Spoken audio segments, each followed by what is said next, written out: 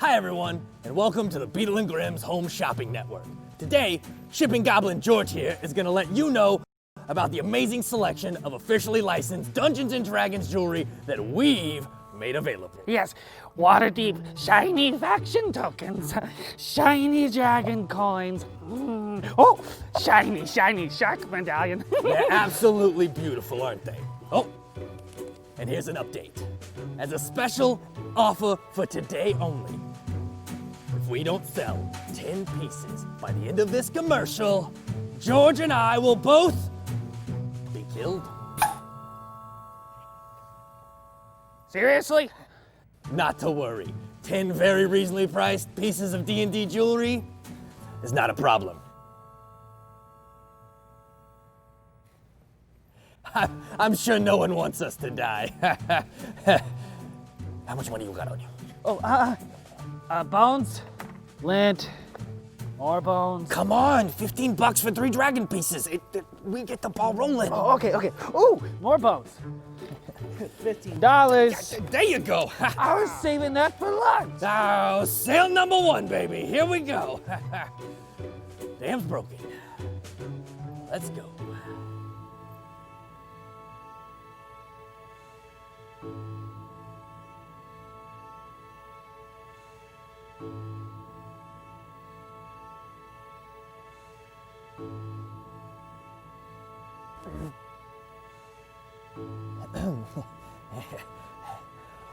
Run!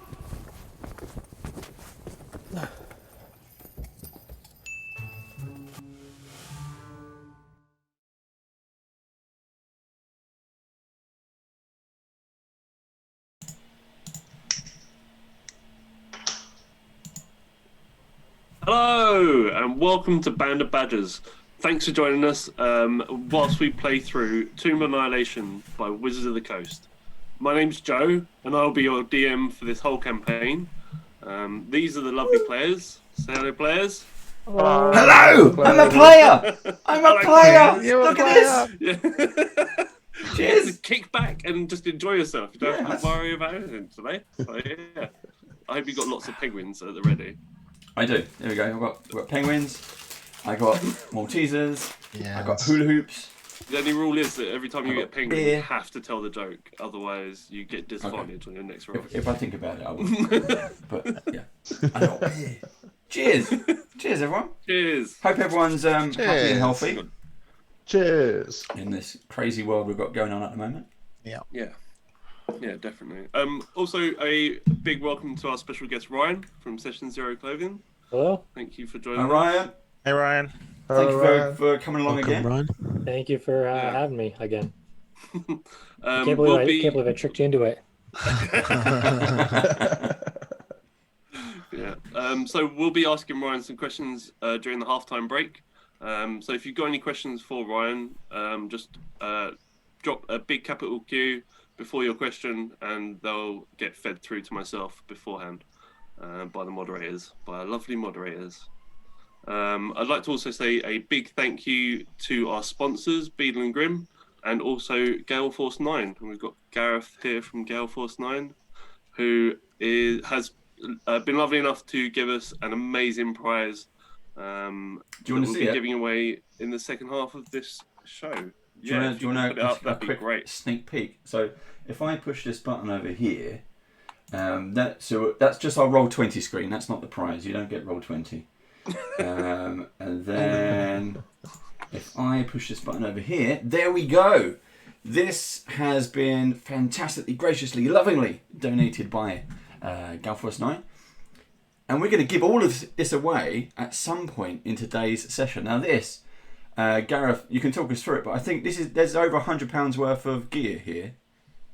Yeah, so basically what you've got here is you've got the really cool DM screen. So the DM screens we do are for each of the Wizards of the Coast adventures. And in there, it's got all the resources that the DM needs, like cool tables, anything he might need to roll up on during the course of the game rather than keep flacking back to the book. And then we've got kind of like the major protagonists. Yeah, Joe's got his copy.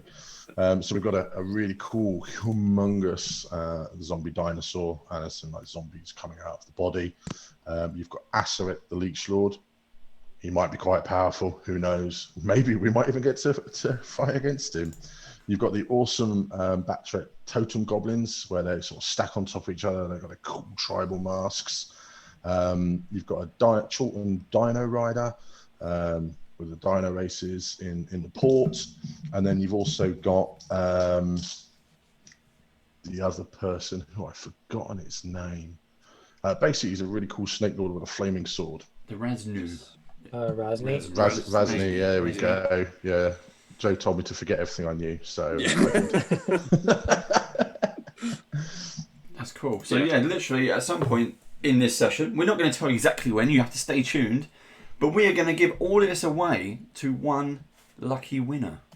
What now? No. But one amazing. person will get it, everything. That's a great prize. Yeah, thank you. That is an awesome, problems. awesome lot of loot. Additionally, we also, through Band of Badgers, have organised tons of great discounts for you. So you should just see those scrolling beneath my screen here. So keep an eye out for those. Also, to keep things interesting, you, the viewers, will be able to pick what happens to the party in the second half of this show. So head over to our straw poll. There should be links for that, being put in the chat window. So please vote and pick our party's demise. Demise? I thought it was we were supposed to be picking like flowers, beer, and chocolates, wasn't it? I think We're it was, like plucky heroes, right? Yeah, well, you know, got to just keep because you we're on your toes. level 1. I know Steve said a gelatinous cube. Yeah. Also, remember to head over to our YouTube channel and subscribe there, because it really helps out. And additionally, if you've got Twitch Prime, if you can subscribe here, that would be amazing as well, to keep Dave in penguins And pizza. Yeah. Actually, Grey Ghost Girl, who's in chat, she's got. I'm just going to mention this. It's completely out of the blue. She's got a secret labs chair. So now I'm going to save up all my pizza money to get a secret labs chair. My task is to see if I can get one by Christmas, because this one is knackered. It's falling all over the place. So I need a new one. There you go. Let's have a look in chat and see who we got there. Shout out any interesting or funny names that you can see. Band of Badgers. Oh yeah, yeah. Chad Hunter. Yeah, Chad Pathfinder. Good. He's been with us. I think he's been in every single one of your Runelords episodes so far, hasn't he?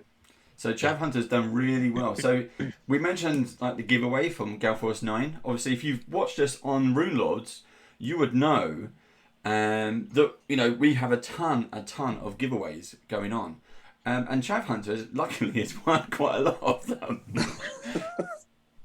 So yeah, well done, Chav. It's just the luck of the dice. Twitchy. I know that's Matt. So how you doing? He's who else we got? I'm not sure I like the comment. I'm only here for the TPK kit. TPK. I was promised. Let's start rolling on that second character. Obviously got the Maguire review as well. Hi Josh, thank you. Yeah. Next, if we could, I'm gonna get you all to introduce your character, and just say a little bit about them. So, if Steve, if you could go first. Yeah, so I'm playing a Tabaxi cleric, follower of Ubteo, and my name is Azriel. And Matt. Yeah, so I'm a hard monk called James. Gareth. I am playing a high elf ranger called Sarkis Landon. Chris. I'm Cork, half elf orc barbarian. Doesn't know what he is. Half orc. Are you sure? Awesome. Dave. And I will be playing Obo, who is a turtle druid. Cool. Great. So, should we get into it? Let's. All right. So, if you've watched if you're going to watch the session 0, you'll know that the party have spent the night drinking and in a pretty raucous pub, and they awake the following morning from that heavy night of drinking, and one by one make their way downstairs, and the bar is reasonably quiet in comparison. And to the night before, only things like broken bar stool or the sticky floor are proof of the chaos of the previous night. The barmaid brings each of you a bowl of hot food consisting of spiced potatoes, noodles, and hard-boiled eggs. And she also places a jug of Tej in the middle of the table. Tej is a sweet honey wine that tastes as alcoholic as it does sweet. And she turns and looks at Cork and's like, "It will help with the fuzzy head," and she says with a wink. And then Fuzzy she walks head? back to the bar. Cork, fuzzy head. My spoon is going to make slow circles around the food and try and find something that looks vaguely edible and just. On the other hand, just pass it to Cork. Cork isn't actually paying attention to what he's eating. He's just drawing on his little map or just grabbing whatever's there and going, I'm drawing. He's sliding more underneath Cork because he's just doing that. So, how did everyone sleep last night? I myself, I couldn't sleep at all. I was tossing and turning, so I actually came downstairs, and I heard the most curious thing that reminded me about my map that I forgot to tell you all about yesterday. So I heard that the grungs of Dungralang are they're in desperate times with this death curse. They are terrible, and apparently they're usually nasty guys, but they're much more likely nowadays to want to help or deal with outsiders rather than their usual tactic of just eating them or enslaving them. And my map that I have, it's a very, very, very crude map. I've had it since I was abandoned at the monastery as a baby, but it's my life's quest, you could say. It's the reason why I'm here, and it's of that area. So I think we should think about this.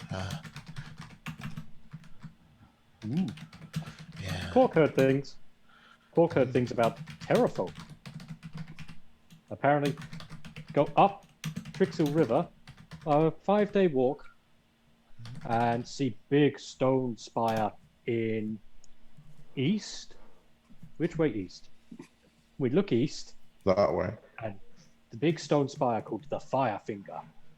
The terrafolk live there, but if they spot us, they may try to eat us or fight us, one or the other. So Matt, you see Cork still doodling on this piece of paper. Ah, yes, that looks familiar. Where did you get that, Cork? On backpack. On Your backpack. my backpack? Is that my map? Cork, what have I told you about drawing on my map? So I snatched my map back off Cork, and luckily he's just been drawing on the back of it. He's drawn a little bird that he'd seen, a seagull and a door and various scrawlings. I think he's even written "Cork was here" on it. And then luckily, on the front side is the map. It was very crude, but I can still see the river Tiriki, and then just past there is the area of Dungralung that I heard about last night. So whilst you're sitting there discussing this, I'm sure one or two of you have sort of started eating. The food itself is quite spicy, but I'm sure you would just sit there, just slowly peeling one of the hard-boiled eggs. Oh yeah, yeah. It'd be no problem for a worldly man like me. But we have to be a bit careful though, listening to these rumours in bars or for strange people. Of course. They could be sowing misinformation. I mean, I heard this rubbish last night that there was this bunch of dwarves, and they was heading back to what was it called, the Worm Heart Mines, and they reckon some bleeding red dragons moved in or something. I can guarantee you that's a load of old swaddle, that is. If they think they're getting out there to get some treasure off a dragon, well, I can guarantee there's no dragons in Chalk whatsoever. There's absolutely no way that Ubteo would allow a worm to come and settle here. The dinosaur is the pinnacle of lizard life form. There's no way no worms are coming in. So, yeah, we'll let them sort of people wander off into the wilderness, get lost, chase up all the dead ends. We've got to try and find the information that's real, find where this gold is, and get after it. So there's some useful information on that map, other than Tiny's doodlings. Well, yes, I mean, Dragon? a dragon. It's a dragon. No, Cork. There's no dragon. Oh. Rumors. I know. Sorry, Cork. Yeah. Well, here's hoping. But you're right. Yeah, we should pay scant, regard for some of these rumors. Rumors are rumors, after all. Obo, have you heard of something called the Kir Sabal and the Arakokra? It was floating around the... Yeah, I've heard some of them, Well, I don't know much, but some of them were chatting last night. Possibly, I'm from the Misty Woods. Yeah. They said that they're being attacked by gargoyles. That's what I heard last night. Well, I think it's probably hitting the boots too much there, man. Well, I had to drink because I feel very uncomfortable in this town. This aren't my natural abodes of woods and trees. You feel uncomfortable? Do you see what I'm sitting opposite there? Do you see him, man? Look. No, not you, Cork. Oh. Seamus, man. What's wrong with What Seamus? are you doing? Do you see what he's doing my sitting way. there, like? He's eating babies. What, your babies? Well, not my babies, no. But look, he's eating babies. Look, I'm a turtle. I came out of an egg. I hatched. He's eating eggs. Right in front of me, man. I do apologise, Obbo. I must confess I didn't realise. So I'll put the eggs down and start sniffing around the potatoes. I mean, how would you like that if I had a plate of babies? Well, I mean, I'd be very offended. What? So, do you not eat any meat? So, like baby cows, No, me, baby no. chickens. I'm vegetarian, man. Look, I don't have many teeth. Yes. So you just gum the vegetables. I like the salad, Some Very croutons on sensible. top, like.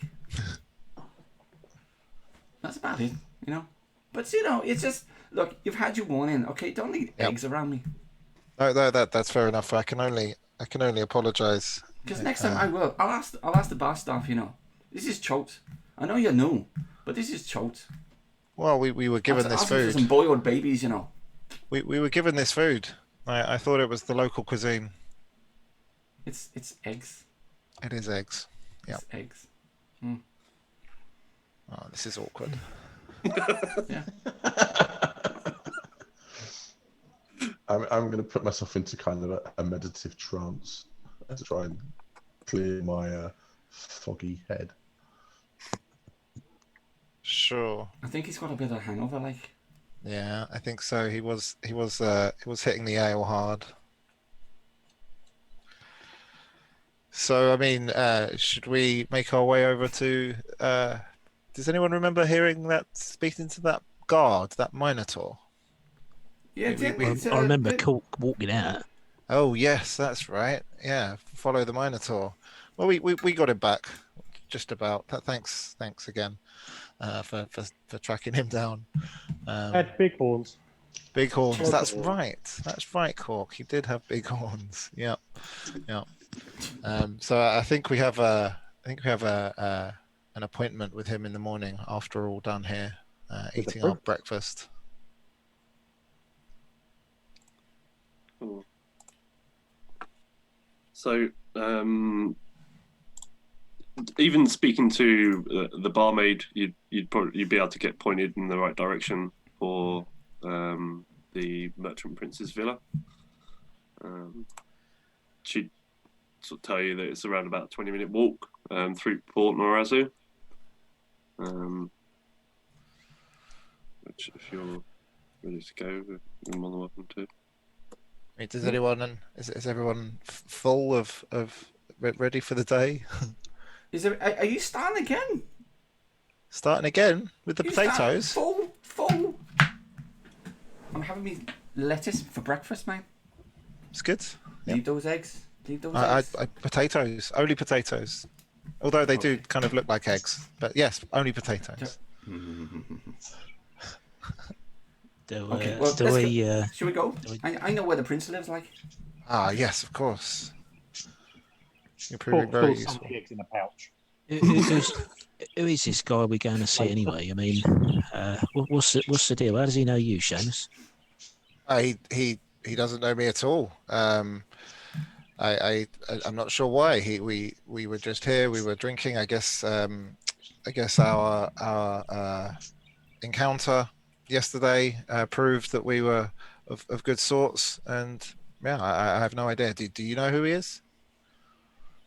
No. No. Oh, okay. Well, he's a prince, isn't he? He's like at the He's a opposite merchant end of the prince. scale from my sort. Of course. I just thought you may have heard some things, but okay. Is there a check or anything that one of us could potentially do if we know any more? Yeah, you can do a history check if you want for Port Nyanzaru, and I'll give you some further information. Who's got the? Who's You been said here it. the longest?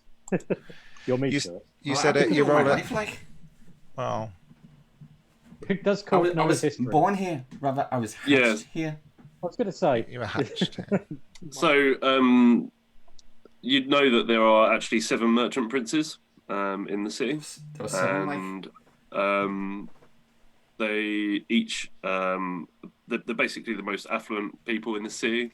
and they're basically they're all- the most affluent people in the city. Like,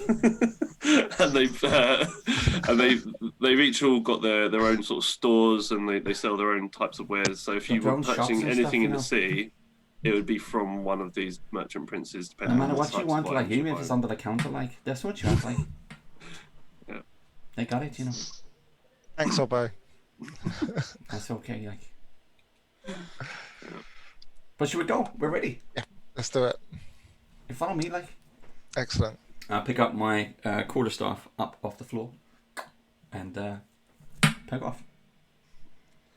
So yeah, you spend about 20 minutes walking through Port Nyanzaru. This early in the morning, the stall owners are already selling their wares, offering you sort of strange shaped fruits, or asking you to try the quality of their fabric or how fresh their fish tastes. Finally, you make it to Wakunga's villa, and from the outside of this airy opulent mansion, it has large outer walls that are around 8 to 9 foot tall, and they're all topped with like carnivorous teeth and slivered seashells and broken glass that sort of glitters in the sun. As you walk up the steps to the entrance, the same Minotaur from the previous day stands guard at the door and opens the doorway for you as you walk in. The villa is lit by a large glass ceiling, and soft music plays throughout, almost as if by magic. Swords adorn the walls, and intricate rugs line all the corridors. As you stand in the hallway, a Chorlton male appears at the top of a double flight of stairs and shouts, "Hello, well met. Thank you for coming. I hope that you have been enjoying your time within Port Nyanzaru so far. I was informed that you stood up for some beggars within the city, and they came directly to me to let me know that this has happened, and that a new group of adventurers have arrived in town. Please come up and join me. There's someone I'd really like you to meet." Well, who's that then, like? Come up to the library and I'll introduce you formally. Okay, yeah, that's fine. I like books. Books are good. Books are good. See, now that is something we can agree on. Yes. That's good. We can work with this. We can work with this. I like books. Okay. So yeah, you walk upstairs and you follow him through, and all of the hallways are sort of let's say covered in tapestries and whatnot. And as you enter into the Grand Library, it's a massive room, and books line every wall apart from the far wall where there is a large fireplace with a roaring fire, which seems quite out of place in Chult, because it's still, even though it's first thing in the morning, it's still almost unbearably hot.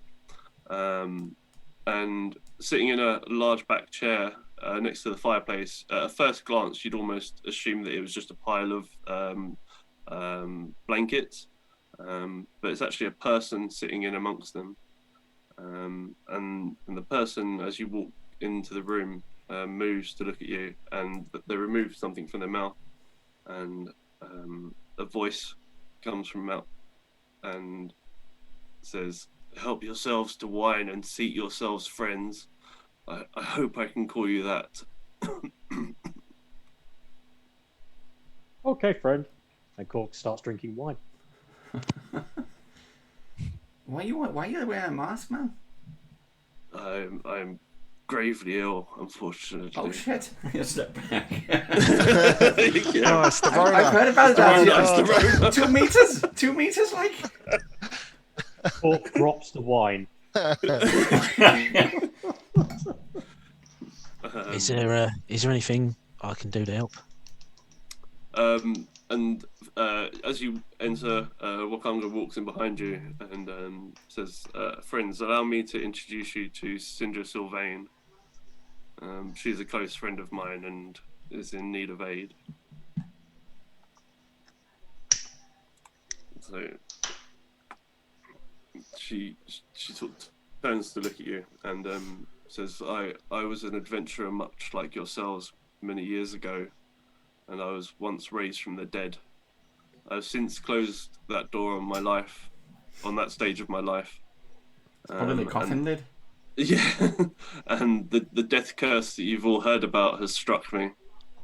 I don't know how much longer I'll be able to last before I perish.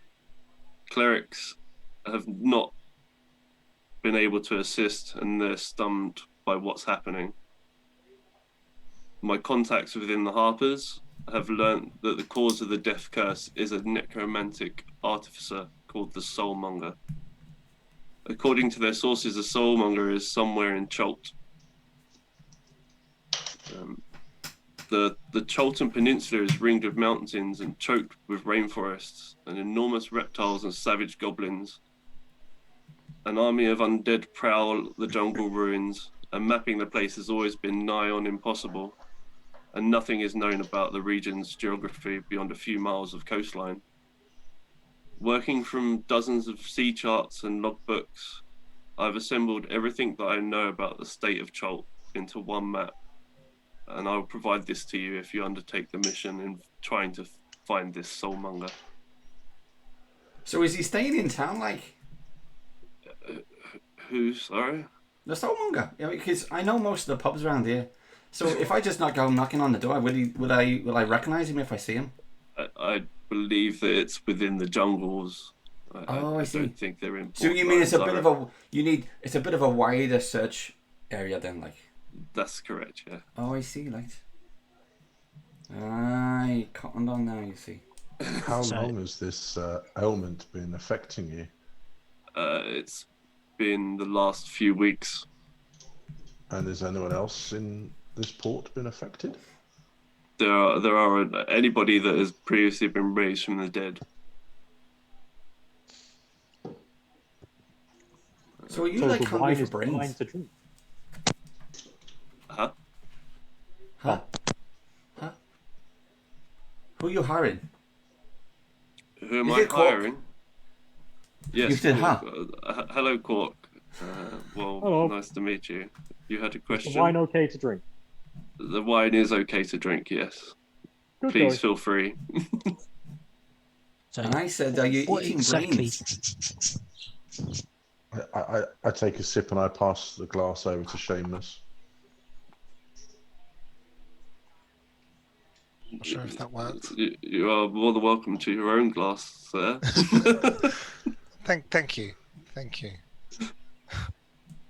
What exactly do you want us to do with this soulmonger? Should we find them? Dispatch it. I'm assuming that if you kill the soulmonger, you break the curse, I would assume. Dispatch means smash. Yes, Cork, smash. Yes, Cork. Got it. Smash monger. And you said you've assembled this map from various different sources, but do you actually know what a soulmonger looks like? Is it a person? Is it a thing? I'm not aware that my contacts within the Harpers just advised me that it was necromantic in relation to this soulmonger. I don't know if it's a person, an object. Wakunga, whilst you're discussing this, will step in and say that. So I've asked for assistance from the scryers within Port Nyanzaru to try and obtain some further information. This will take a number of days, and should you accept this mission, I'll make sure that the information I obtain will be provided to you. I will send someone to get word to you within the jungles. I'm just wondering how we well, we can search the jungle and I'm sure there's lots of things to find out there. I mean, there's armies of undead from what I've heard, but how do we know? How do we know it's a soulmonger when we eventually find it? She will turn around to you and say, I unfortunately do not have any further information on how you would find said soulmonger. Perhaps upon your travels, I'm assuming you're going into the jungles of Cholt yourselves for your own means or for your own quests. You're not the only party that I have asked to enter into the jungle, so it is. When did the last party leave for the jungle? They would have left possibly 3 to 4 days ago now. I think there's no time to rest. I think we should go. Well, when were you expecting them to report back? People normally enter and exit the jungle. They would go on their expeditions, obtain riches and gold, and then come back to sell said riches within Port Nyanzaru. As of yet, they haven't returned. I'm going to ask another question then. So, of all these other parties that you've sent in over a period of time, have any of them come back? That's a really good question, like. I'd be quite interested in knowing that one. I've only been in. I think I know what the answer is. I've only been in Port Nyanzaru myself for the past week, and have sent in 3 other parties. As of yet, I have not heard from those individuals. This is not looking good, lads. But Cholt is large, and a week's expedition is not unheard of. Okay. What do you mean, but it's not looking good? This is a chance for us to get fame, fortune, and riches and make our name. Should you need further incentivizing, I am willing to offer you 50 gold pieces as a token for in advance suppliers. Each? Yes, in advance each. Well, 50 gold each in advance, but that's not for supplies. You buy the supplies as well. Okay, let's agree that I will provide you with additional supplies should you need them. Oh yeah, we're gonna need a lot. Oh yes. We're gonna need like a boat. Let's go around the jungle. As you say, a boat. We can't go once again step forward and say we actually have a forward base to warn of encroaching undead, and they will be able to provide you with a canoe if you tell them that I sent you to aid you on your journey to the river. I'll ask that my best guard escorts you, and with that he shouts out, "Greg! Greg!" And the Minotaur that you saw yesterday and this morning walks into the room. You, Greg. Yeah, what can I do for you?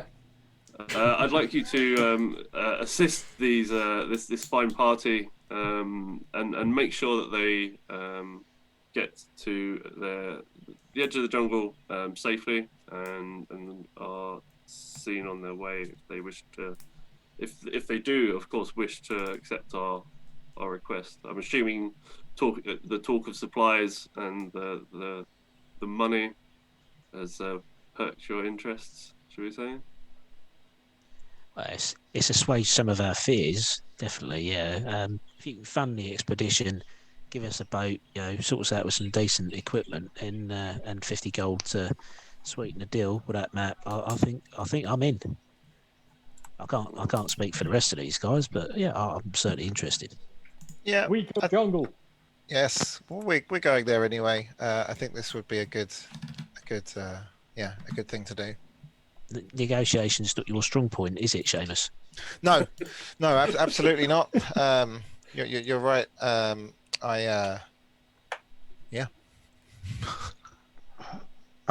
think all the negotiations was done for me. As they're talking, I'm going to start perusing the books on the library shelves and see if there's anything I might find useful in regards to jungle life, fauna, animals. Yeah. Could you roll an investigation check for me, please? Oh dear God.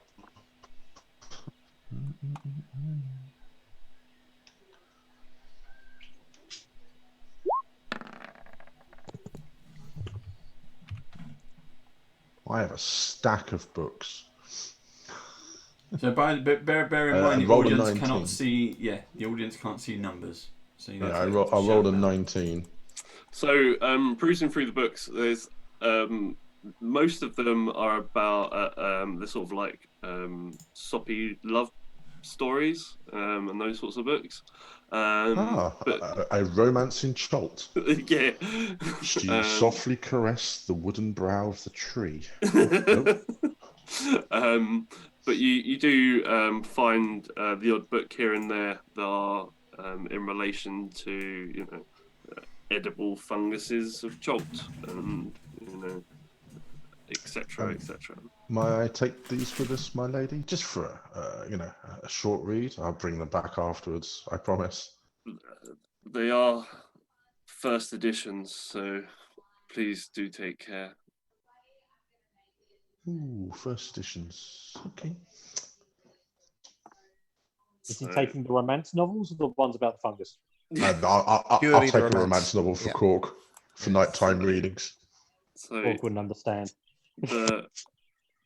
You should also now see the map that you've been given.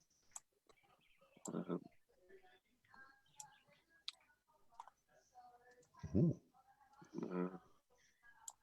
a look at that if you wish to do so.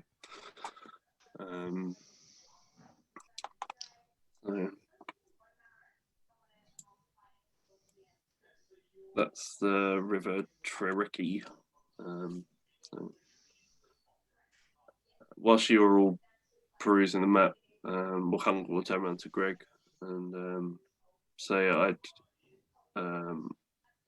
please give word to the Ford post and make sure that they have all the supplies that they require.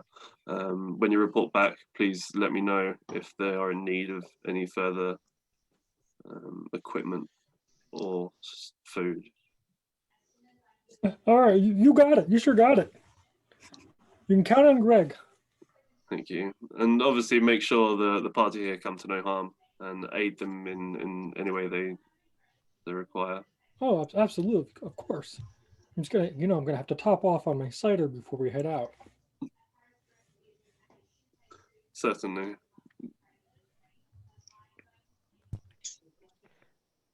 Dave, I think you're muted.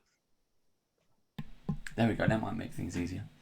I said for the audience, we got the battle map is up. And I said we start at the port, and then where are we heading? Anywhere. Yeah. Anywhere you wish to head. Okay. Right. So, go back to the main screen. What points of interest do we have?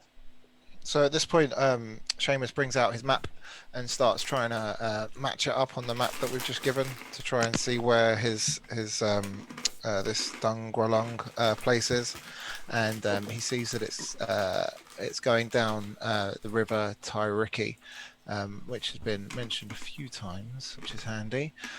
So yeah, I'll say I'll kind of show everyone this and say I think we should go down the river Tairiki. It seems to be where my pot of gold is going to be. Is there anything on your map and in this other map that we've got that sort of matches up? Is there any X marks or spots on there? Yeah, so it's got the river in the roughly the right shape. It's got that skull and crossbones as an X, and part way down it's got the actual. This is where you need to go. I'll put my trust in you, Seamus. You sound like you know what you're doing. I do. I may not be a good negotiator, but I've been trained by the monks in map reading and adventuring, if that's the right word. Yes, they've taught me well. Yeah, I'm more of a city dweller myself, so I'm at home in all places, mostly outside.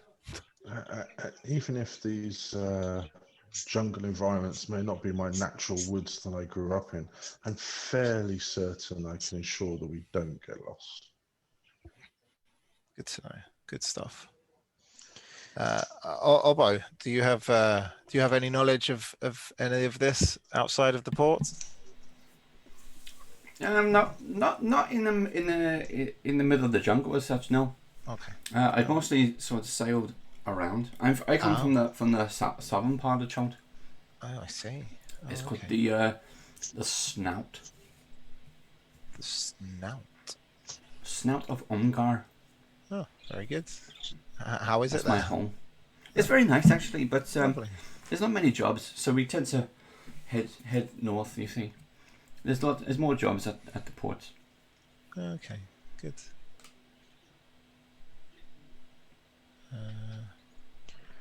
what about you, Greg? What's your story? How'd you end up working here? Well, just one day it happened. Right place, right time. You're out there, you're working hard every day, you're doing the best you can, and then all of a sudden, hey, you want to come work for me? Yeah, of course. You got any cider though? And sure enough, all the cider you can drink, just to swing these hammers a couple times, Folk understand. Folk appreciate that kind of job. In size wise, who's larger, Cork or Greg? Cork is about 6.5 foot. I would have thought the Minotaur would have been about 7. Yeah, 7, and then probably like And then the horns. the horns Oh yeah. going straight up. Always count the horns. Yeah. Minotaur, fair size bigger. I'm gonna have to stop calling you Tiny, Cork.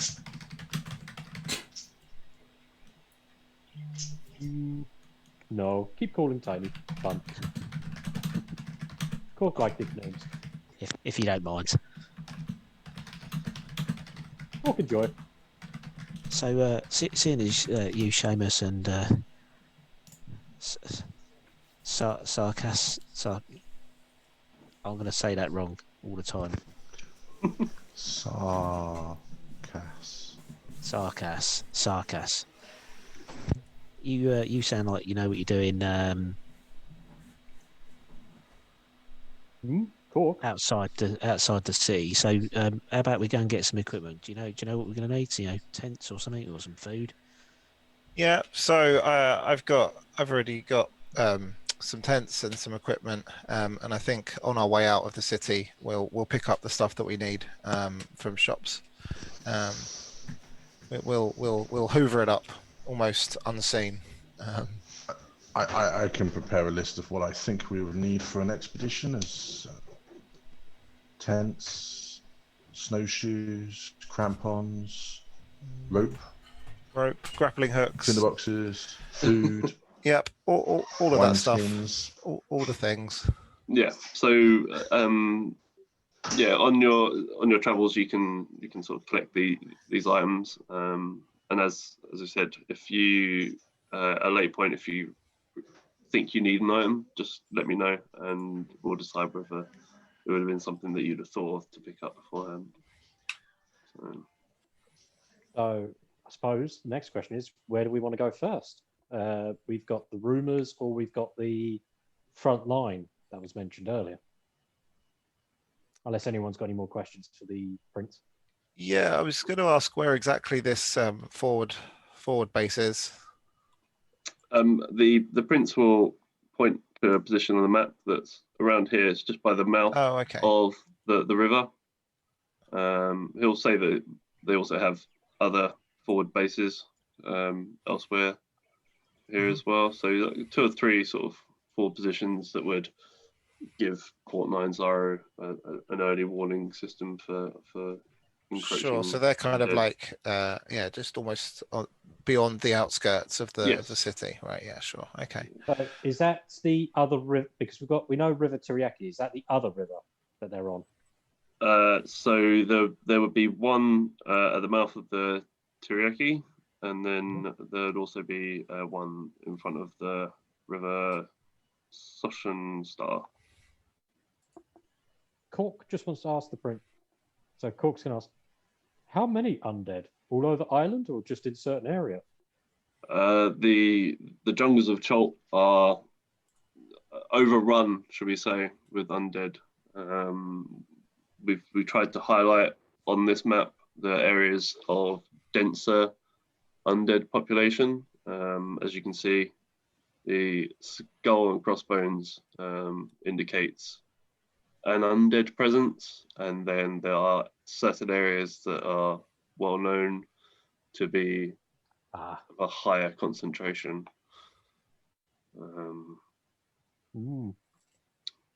The undead appeared in Cholt over a century ago, and the warlord Raznazi raised an undead army to try and conquer the city of Mesro.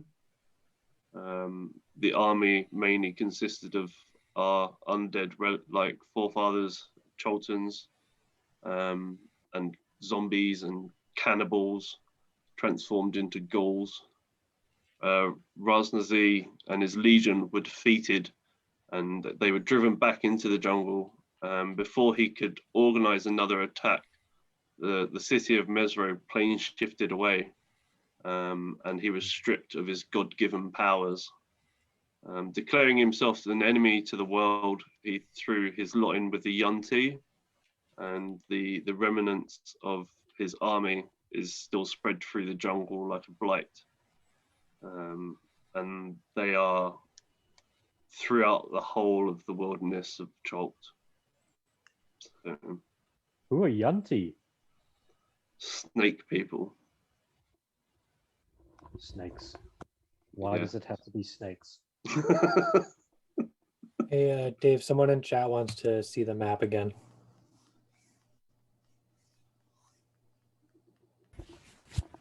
And you are muted. There we go. Map is up. That sounds like a Sunday afternoon with my family. Map is up.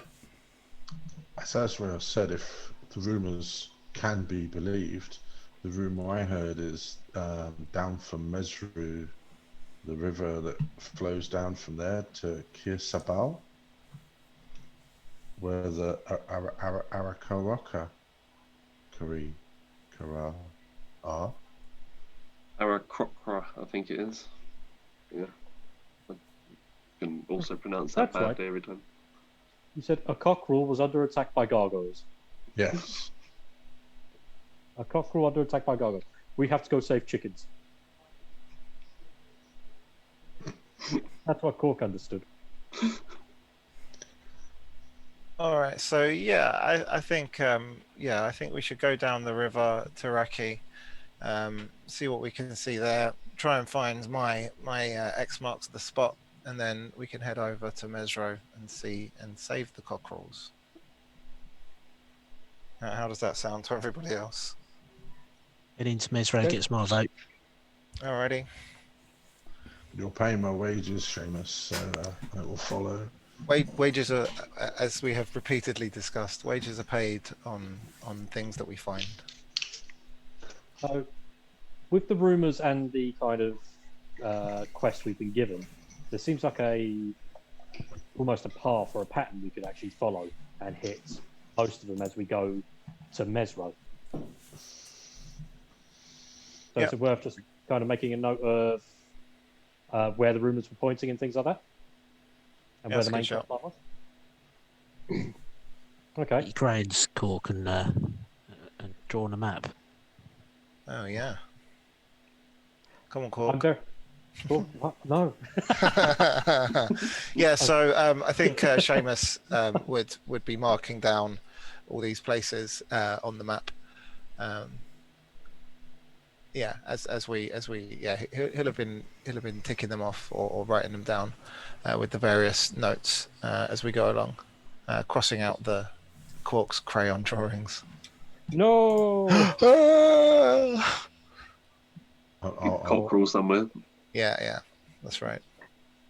I'll give Cork a consoling hug. Poor Cork. A single thing.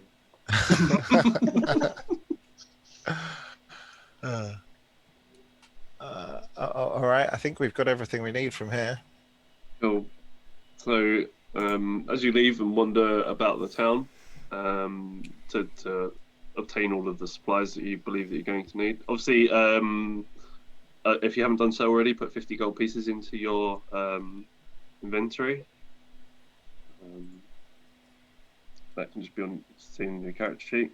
And yeah, as you're walking through town, you hear you see someone standing on a large chest, and they've got a small gathering of people in front of them, and they're holding up a book. They're like, "Step right up, ladies and gentlemen. If you want to know what makes a gelatinous cube so gelatinous, you can find it in this book. If you want to know why were-tigers frequent the jungles of chalk, it can be found in here also.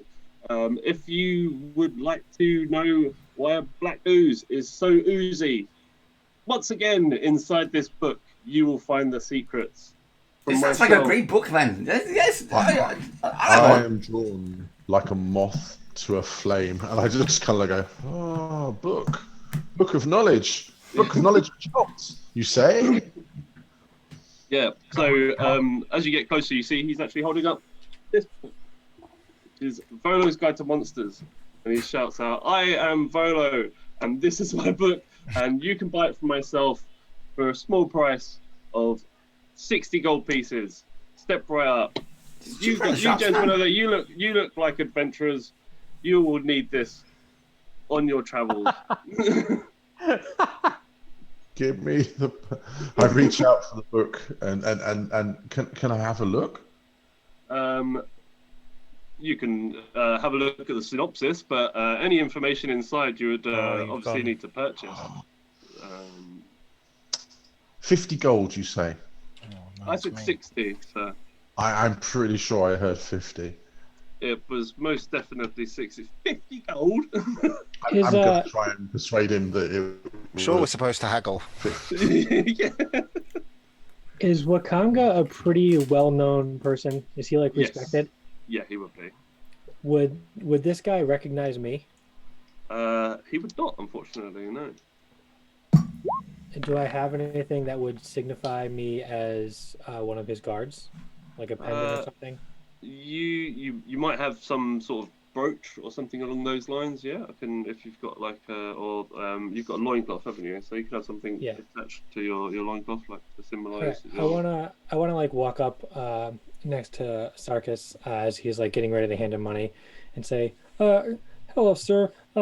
If you can see these adventurers here, they're going out into the jungle, and they would definitely need this book. If you look here," and I like pull up my loincloth without even really thinking. So like, yeah, so you can definitely see like everything under it, but I'm just like showing. Oh my God! He's hung like a bull. Cork has seen too much. Cork has seen too much. I show him. Technically, he is a bull. I show him the brooch, and I'm like, "See, I'm leading these guys out there. I work with Wakanga, and we're heading on out. If you can give him a little bit of a deal here, I would greatly appreciate it. I'll let Wakanga know as well." Could you roll another persuasion check? So it'd almost be like as if you were rolling with advantage.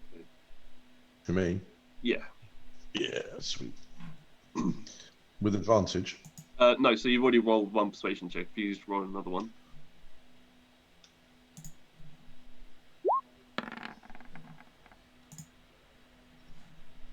Okay, I'll take the first one. Okay, 14. You've caught me on a good day, shall we say. So I will happily... 40 gold? Amazing. No, sir. We agreed on 50. So let's make it 45 and you've got a sale. I'll even sign the inside page for you. That'll go well on the markets in Baldur's Gate. On the eBays of Baldur's Gate. I hand over my 45 gold. Okay, and yeah, he hands you a copy of the book. The way that we'll do that is that if there's any monsters or anything else that can be found in this book, you can refer to it, and I can give you some tidbits of information. You won't get the stat blocks, obviously, but I'll give you some background information regarding the monster. Or I'm going to start leafing through the book and go, ooh, oh. You are a very fine artist, sir. That book's powerful enough to break the fourth wall. Yeah. Pretty powerful. Yeah. So, yeah, you carry on walking through the town. There's multiple exits out of Fort Nyanzaru that you can go out of. Let's move over to this one. Well, we can just take the nearest exit and just go that way, like. You are. I don't know if the new map's loaded for everybody.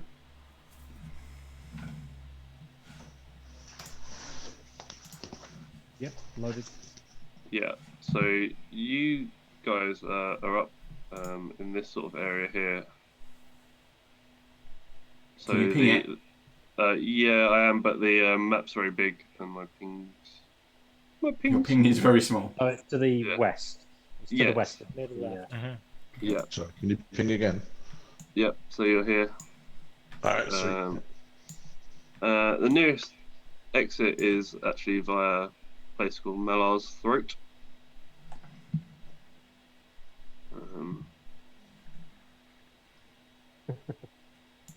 Which is the exit that takes us down the river to Ricky? That would be the cleverly named Turiki Anchorage exit, which is I know a couple shortcuts. Oh, yes. Excellent. Local knowledge. This is invaluable. Thank you, Greg. Can you ping it a few more times? Yeah. It's in the sort of southwest exit. Yeah. I've got it on the. Right, sure. So Does it come east down? I can ping it as well. there's a compass in the bottom right-hand corner of the map, so we've actually been saying the wrong directions. Oh, we Oh, have. yeah, of I meant course. on the Yeah. actual map itself. But yeah. I just looked at it and went, oh, so that way's north. Right.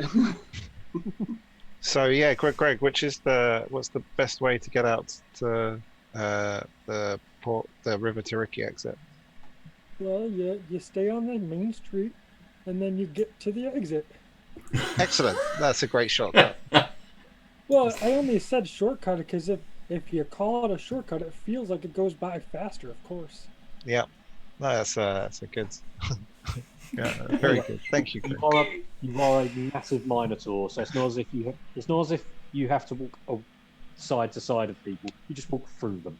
Oh, yeah, of course. They Everyone pass. seems to get out of my way. I don't really know why. I'm pretty friendly once you get to know me. I'll have a glass of cider, hang out on a Friday night, you know. I'm gonna lean and sniff Greg. I'm like,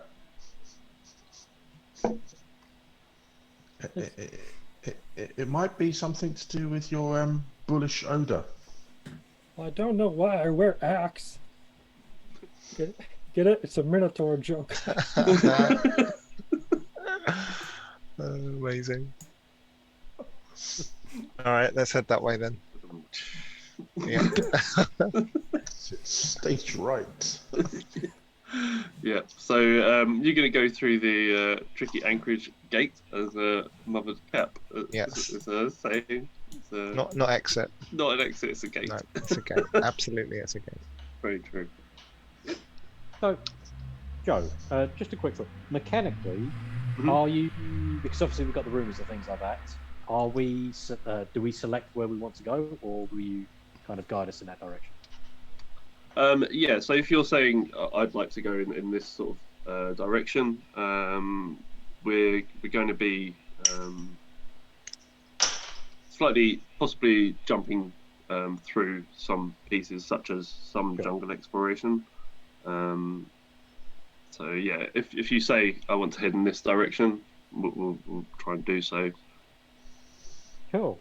As a ranger, would it be pretty standard that I would be sort of scouting ahead from the party, trying to see the lay of the land as we go through? That's pretty much kind of what I'm going to do. If you wish to do so, yeah. Yeah, as stealthy as I can. Try and not draw attention to myself. Mm-hmm. Is anyone else? Would anyone else be normally trying to be near the front or hanging back? Is there any sort of what's your general party order? I mean, I'm the guide, but I'm happy. You know, you're a ranger and stuff, so you got your weapons and things. So you know, I'm more than like, you know, happy for you to go 10, 20, 30, 40, 50 feet in front. You know, so I don't mind, but just scream if you know you get. Well, maybe eaten. maybe not a scream like a ah. Maybe I should have No, more like a ah! Caca, caca. Maybe yes. Maybe we need a bird call. That'll work. In the jungle. I was thinking of more of a misty mountain call. There was a fabled jay, which I'm pretty sure won't be in Lands of Cholts. He goes, ooh, ah, ooh, ah. Cork is a bird. No, Cork, that was me. Cork is it again. Shake my head and go, yes, Cork, it was a bird. It's a bird that signals a warning for you to get your axe out. Not the aftershave that Greg is wearing, but your axe. Cork has hammer. Hammer do good. Okay, it's a hammer. So let's test it. Bird. Hammer. Bird. Hammer. Hammer. I'm just going to look at Seamus and go, you hired him. I did, and I regret nothing. And then I look at Azrael. Can't negotiate, can't hire. Just you wait. Just you wait. He can read a map though. I can. That's good. Okay, that's one thing I've got going for me. Well, I don't mind watching our backs. I'll bring up the rear. Thank you, Azrael. I'll be up towards the front. Cool. So yeah, as you exit the tricky anchorage gate, the outside of the town, the walls are 20, 30 foot high, and the outside of the gate is basically a slums area, where all of the poorer people of Fort Nyanzaru. You bring us to the best areas, Greg. This is such a lovely neighbourhood. Oh yeah. Everyone keep your your belongings in your pockets, because things might get missing around here. Don't let anyone rub up close. Not too close. Just put them all in your shelf. I hug my very expensive book very closely to my chest as I walk through the slums. You're usually pretty good out here. Just as long as you're not out here at night, gotta stay in the daylight. You should be okay. What time of the day is it? Early It's morning. midnight. Nighttime. It's about that time. It's about night time. Okay. Yeah, as you start to walk, just rain starts to slowly spittle onto you. It's a light rain, but it's still it's warm. So, yeah. I pull up my hood to shelter myself from the warm rain. Yeah. And yeah, so as you walk through the slums area, you notice that there's actually a lot of dinosaur holding pens in this area as well, housing a wide variety of different types of dinosaur. Some carnivorous, some not so much. So I'll get my book out and see if I can picture match them. yeah, so you'd get some hits with those things like Triceratops, Ankylosauruses, etc. So Good luck me with pronouncing them. yeah, there are Look, more it's in got there. 3 but- horns. Yeah. This one Oh, eats forgot. only vegetables. Obo, he must be a relation to you. I don't recognize him. He's got Not a shell distant cousin. and a big tooth. No, don't really. No family resemblance there, I don't think. Can I look at Obo? Look at the book. Look at Triceratops. No. Does Obo appear in the book? Do I? Am I'll flick through I so in I the can book? find Obo. Sort of looking over his shoulder as well. Let's have a look. Bow. Yeah. Because I think it's in alphabetical order. Obo, it's got a centerfold. I didn't want to say, That's a big dinosaur. You wouldn't actually find Obo or any turtles within Volo's guide. So, yeah. I think we need to go back to Volo. Plain bitterly. Okay. Hey, son. So yeah, as you wander past the dinosaur pens and into the forest, the undergrowth obviously starts to grow up, and you start to get into a more dense actual jungle area. The sun's not beating down on you anymore, but the humidity level starts to rise as you enter into the jungles of Cholt. I can't hear anyone. We've lost. He's gone deaf. I think it's the jungles of Cholt. Just as we stepped into the jungles of Cholt, did you notice he's gone deaf? Do you think he's like, maybe if he steps back out of the jungle, do you think he'll get his hearing back? He still says he can't hear anyone. I don't know. Seamus, back up. It's bad. Get your hammer out. So, like, anyway, I think we should just go that way. If we just follow Sarkis and we listen out for the birds, like, Cook, you're up there so you can hear them. Yeah, And so can Greg. Greg Bullman. I think, you know, you're taller than all of us. Greg would most likely know where the forward base is, so he can lead you in the correct direction for where you're trying to get to. All right. Yeah. All right, we'll head that way then. So yeah, you spend the first part of the morning wandering through the jungle, and you come across the encampment. But unfortunately, there doesn't seem to be any signs of activity or any movement at all. And that's where we're going to leave it for this half. And you can go on your break. What we will do is, if you guys stick around, I'm going to ask Ryan from Session 0 some questions. But if people could also remember to vote in the straw poll to see what happens in the second half and what you want these guys to face, that'd be amazing. So head over to the straw poll, cast your vote. All the players, you're welcome to take 20 minutes break, go get a drink, cup of tea, more beer, more penguins. Yeah. Sounds good. So yeah, cool. How are you guys finding it so far, anyway? Yeah. Yeah, it's good. Yeah, I'm enjoying it. I can hear you guys now again, which is good. Hooray! Yay! Yeah. So we made it. In case you missed it, we made it to the front. Oh, the fort. The outpost thing. Yeah. Okay. Fine. Yeah. So you come across the outpost, right, but fine. unfortunately there is no signs of life. Oh dear.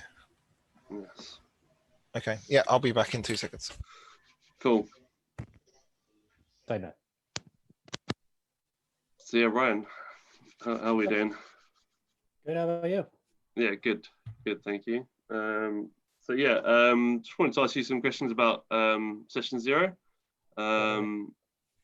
First of all, the website, there's going to be a link posted in just a moment in Twitch chat, so you can head over to the Session 0 website.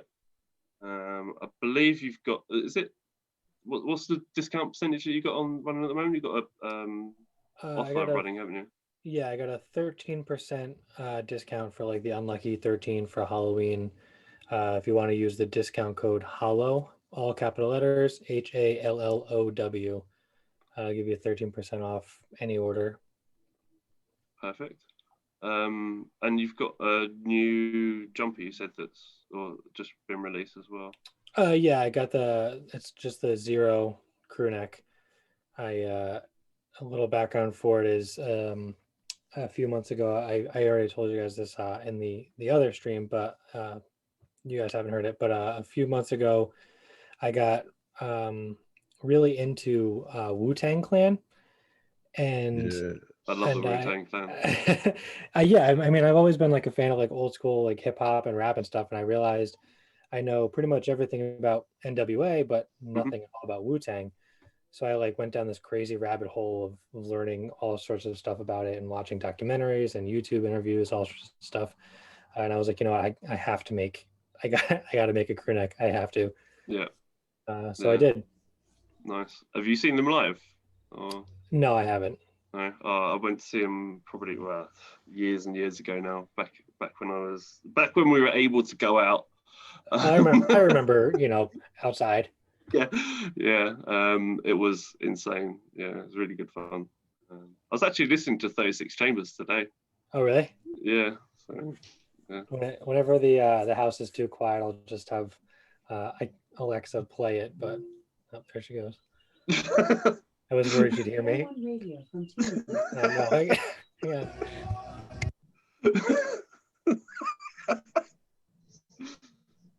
We could really like mess people up by just showing our random Alexa requests. We could. The people that are listening.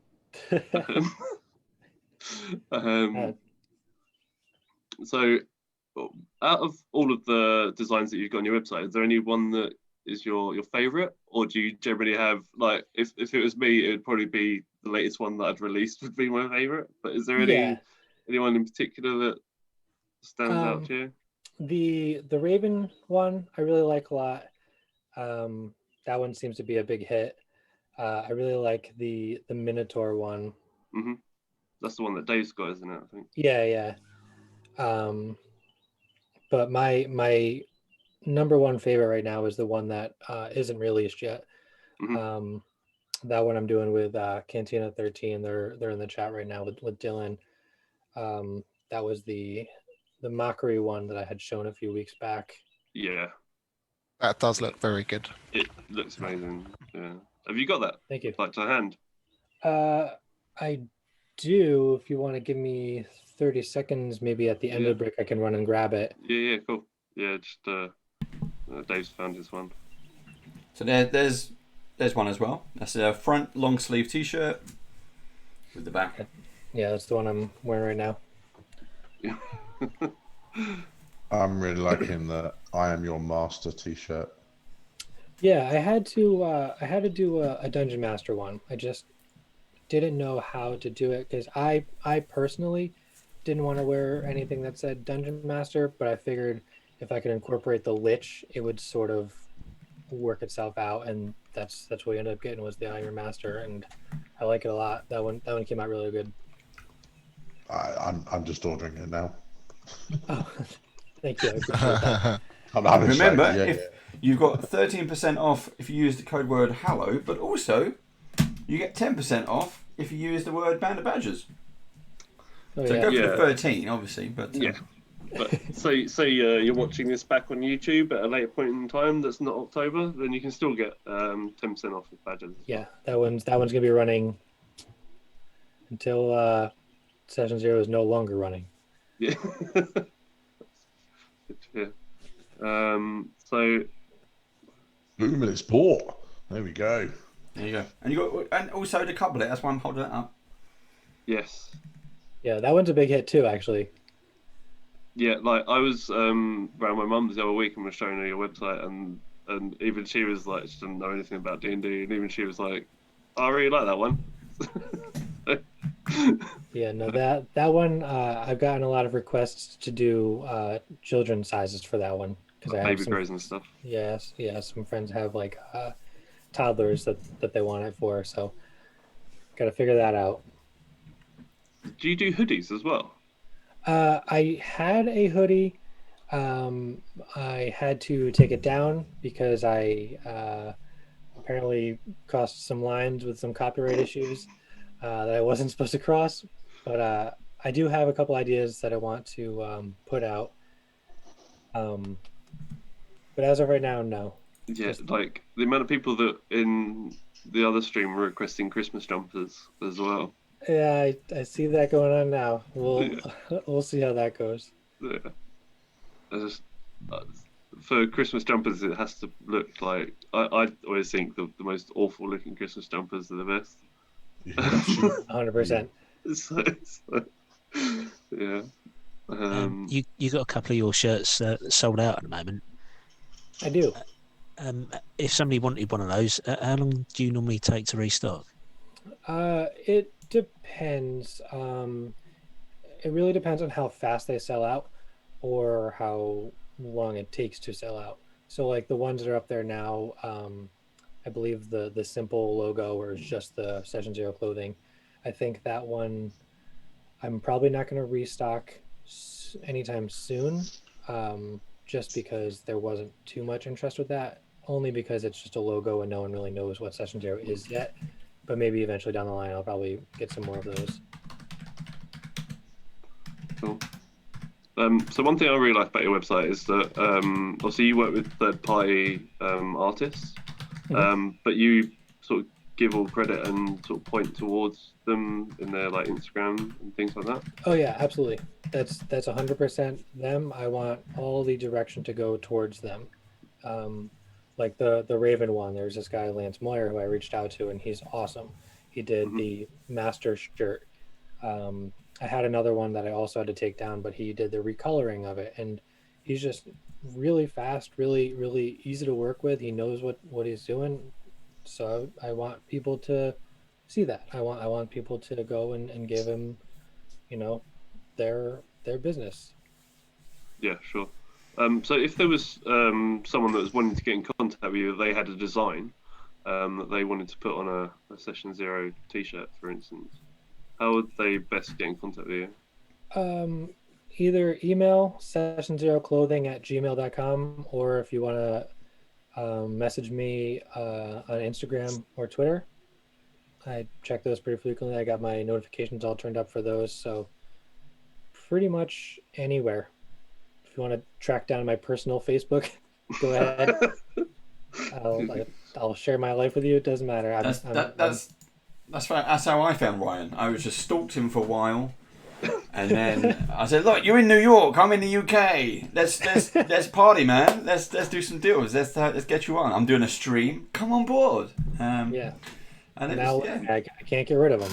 Exactly. You're here. We were just, if you were just noticed in live Twitch chat, we were just discussing the option of Christmas jumpers and also a Christmas special. So we're looking at something probably on, I think it's the 17th, which is Runelords. It'll be the last stream before we break up for Christmas and New Year's, and we'll come back in January. But yeah, the idea is to get as many guests on as we can. Bring your Santa hat, bring your really dodgy Christmas jumpers, bring some eggnog, bring some Christmas crackers, favourite toys, whatever you want to bring, and then I can kill everyone. But it's Battle Royale, TPK. Ah, a true Christmas miracle.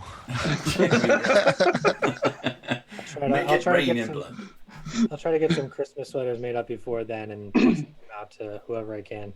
That'd be cool. Yeah. Do we all need to be wearing Christmas hats? We do now, yeah. Especially, you can just dye your hair red. Yeah. And put some tree decorations in there or something. I've got beard baubles. There you go. Of course you do. Yeah. They're so annoying though, because every time you move your head, they jingle. It's the most annoying thing. Oh dear.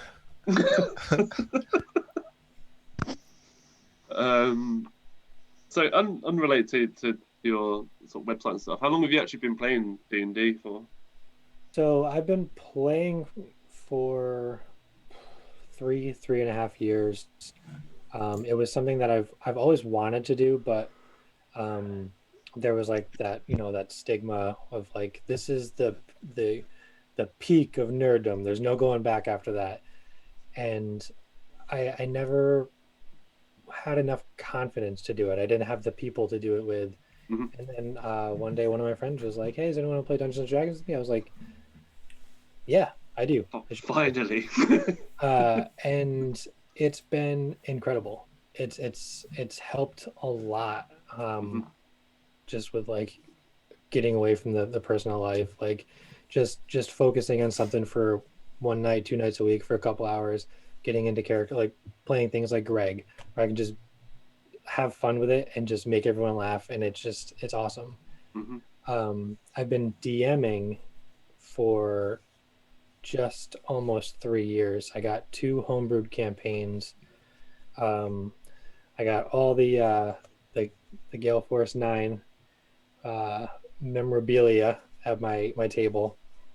But I've been doing all that with 2 campaigns, once a week, twice a week, I guess technically, and playing in 2 others. So trying to do as much as I can, but we haven't played a live game since March. Yeah. Have you guys been doing any sort of like this with like online games at all, or? I ran a Tomb of Horrors game for a couple friends. One of the others that DMs one of our groups, he ran it was a White Plume Mountain one shot that we played for a couple weeks, and I think that was about it. It's hard to get into. It's hard to with like the tokens and stuff. It's easy to get distracted at home. Like your phone's right there, you can get up and leave. It's easy to get pulled out, but I'm trying to do more because I love this and I need I need this. Yeah. So I'm trying to reach out. So if anyone watching has any other spots open on theirs, please. I won't even talk about session 0. I just want to play. I'm No, sure I if you think- ask Steve nice enough, he might allow you to get eaten by aliens at some point soon. Well, you're welcome to come on and be face hugged. Just like, You know, at this point in quarantine, I would love to get my face hugged. Yeah, any attention's good attention. is your wife in the same room, or is she in the room next door? And she's listening to this. She's like, yeah, I kick her out. I can't play face to face. So no, we are. Yeah, so I mean, we have more stuff planned, so we need to have a catch up at some time, Ryan. Because Band of Badgers, we've got more stuff planned. So that's awesome. Not just the free ads that you see, which is obviously Rise of the Runelords, Tomb of Annihilation, Alien. Excuse me. That's okay. And you know, we've got more. There's more coming, more planned. But you are our first ever guest. So you have an honorary seat forever. Awesome. I appreciate Like in that. June, I really do. plans within plans. Yeah. Well, again, you know, when I originally got in touch with Ryan, we had, the very first chat. I think we were chatting for just over an hour, and we stopped talking about sort of business and you know what we can do. We stopped talking about our own businesses, and we just started talking about, you know, lockdown, what's going on in the various countries, personal lives, you know, and it goes to show how even just reaching out if you're having a tough time, just do that. Just stay happy, healthy wherever you are, and get in touch. We've met. I'm having so many conversations with people now. So again, if you want to play, if you're just a player, get in touch. If you want to play with one of the groups or an upcoming group that we've got planned, please do get in touch. If you want to DM, this goes out to the Badgers as well. You know, we're here to support. So let's do it. Mm-hmm. Yeah, the same as if you're like we're saying, a content creator or anyone that's got a product that they're wanting to try and showcase. Yep. Get in touch with us as well, because we can certainly get you sitting in Ryan's seat in a future episode. Well, maybe not this seat. I use this pretty frequently, but yeah. I mean, Dave needs a new chair. I need a new chair. Yeah, bring a chair and you can sit next to me. Yeah, 2 meters apart though. 6 feet apart. Of course, 2 meters marked up. That's fine. You can sit over there. Unless it's a presidential debate. Yeah, of course. Yeah. So with the random encounter in the second half, it's actually tied at the minute. So if people could head over to I see Nightbot's just sent the link. If you could head over there and cast your vote on what's going to happen. Otherwise, as it's 50-50, I'll just have to pick. So We What vote. were the options, DM? oh well, you'll find out shortly. Oh no! Click on the link and cast your vote. Yeah, yeah, you could No, cast well, your own vote. I Choose purposely randomize. didn't do that. I just thought, do you know what? Yeah. It'd be like one of them books where you're like, I turn to page 47. Oh no, I died. All right, I'll go back. Turn to page. I used to Oh, love thank you. those. I used to love those books. Oh mate, Starship Traveller, book 4 in the Fantasy Flight series was a nightmare. I have never completed it to this day. But not even with cheating. Like No, because who am I cheating? I'm cheating myself. yeah, you just Right. read books. That'd be like me buying. What I should have done was go around the market and see if anyone's got the Tomb of Annihilation adventure book. What an idiot! I bought Volo's guides. Yeah. Such So- an idiot. Undead Corpse is thinking about running Kill Bal. That's what he's saying. So should be interesting. What I thought was interesting is Ryan said he's only been playing D&D for like 3 years, but he's also like been DMing for like 3 years. Like, what was your biggest challenge to becoming like taking that hurdle from being a player to being the dungeon master? Honestly, just doing it. I don't know. My biggest challenge, I guess, is one that I still have, and it's just like over preparing everything. My OCD brain does not let me just be like, okay, here's the town. Where do you guys want to go? All right, this person's name is now Jack England. I like can't do that. So I will make towns and cities and taverns with like 5 NPCs in each of them and everything. And I think that's like the biggest challenge. And it took me so long just to be like, okay, you know what? I will tell the story. I remember you saying that your homebrew game's got loads of Easter eggs in it as well. Yeah, the first campaign, the first town that I ran, I was like pulling any like it was like Hetfield's bar. It was like Hetfield's pub or something from like James Hetfield. There was like King's blacksmith shop was Kerry King from Slayer. There's like a Deftones something in there, like just different bands that I listen to. And then the other game that I'm running has the whole entire country is named after Hollywood actors, and the country itself is called like Oscar nominee, and it's like Oscar nominee actors and actresses every single city. And to show you the next level of my OCD brain, the roads that connect each of the cities are like, let's say like Hemsworth is next to Downey because they were in a movie together.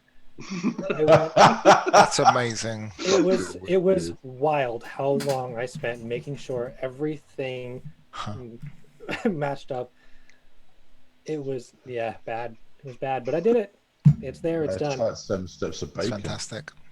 Yeah.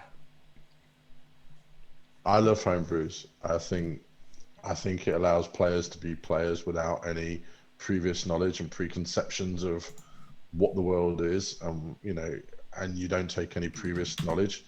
So as a player, I find that effort that the DM has put in a wonderful thing for like the freedom to then go, oh, that's cool. I'm gonna go and investigate that.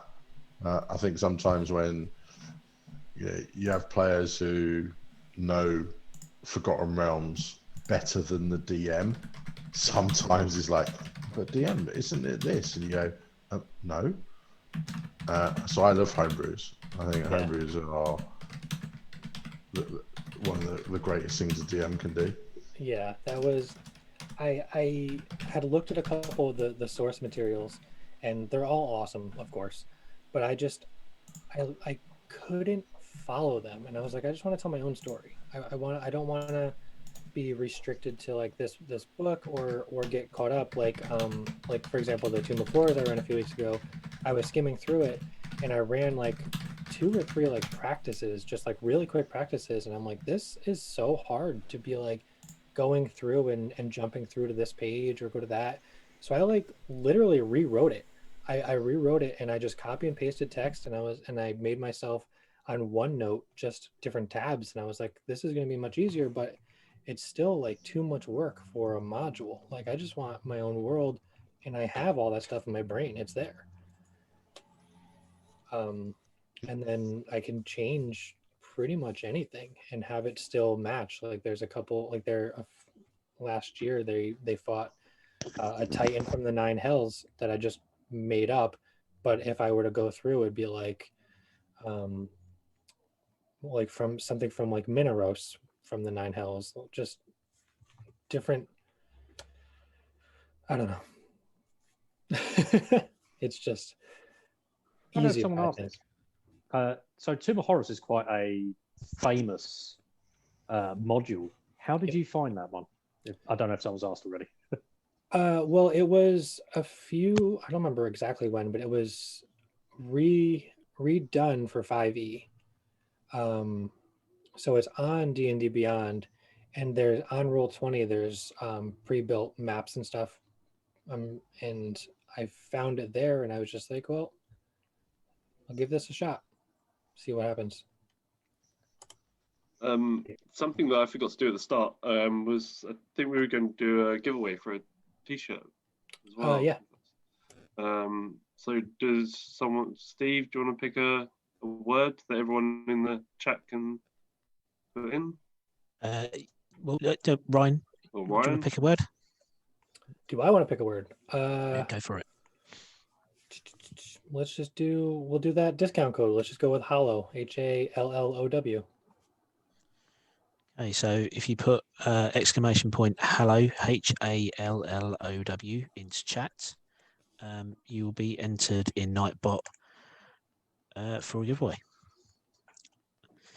It's up now, so I'm a good demon honest if you want to post again to enter, please. Oh. I thought I'd be first. It's all of us now typing.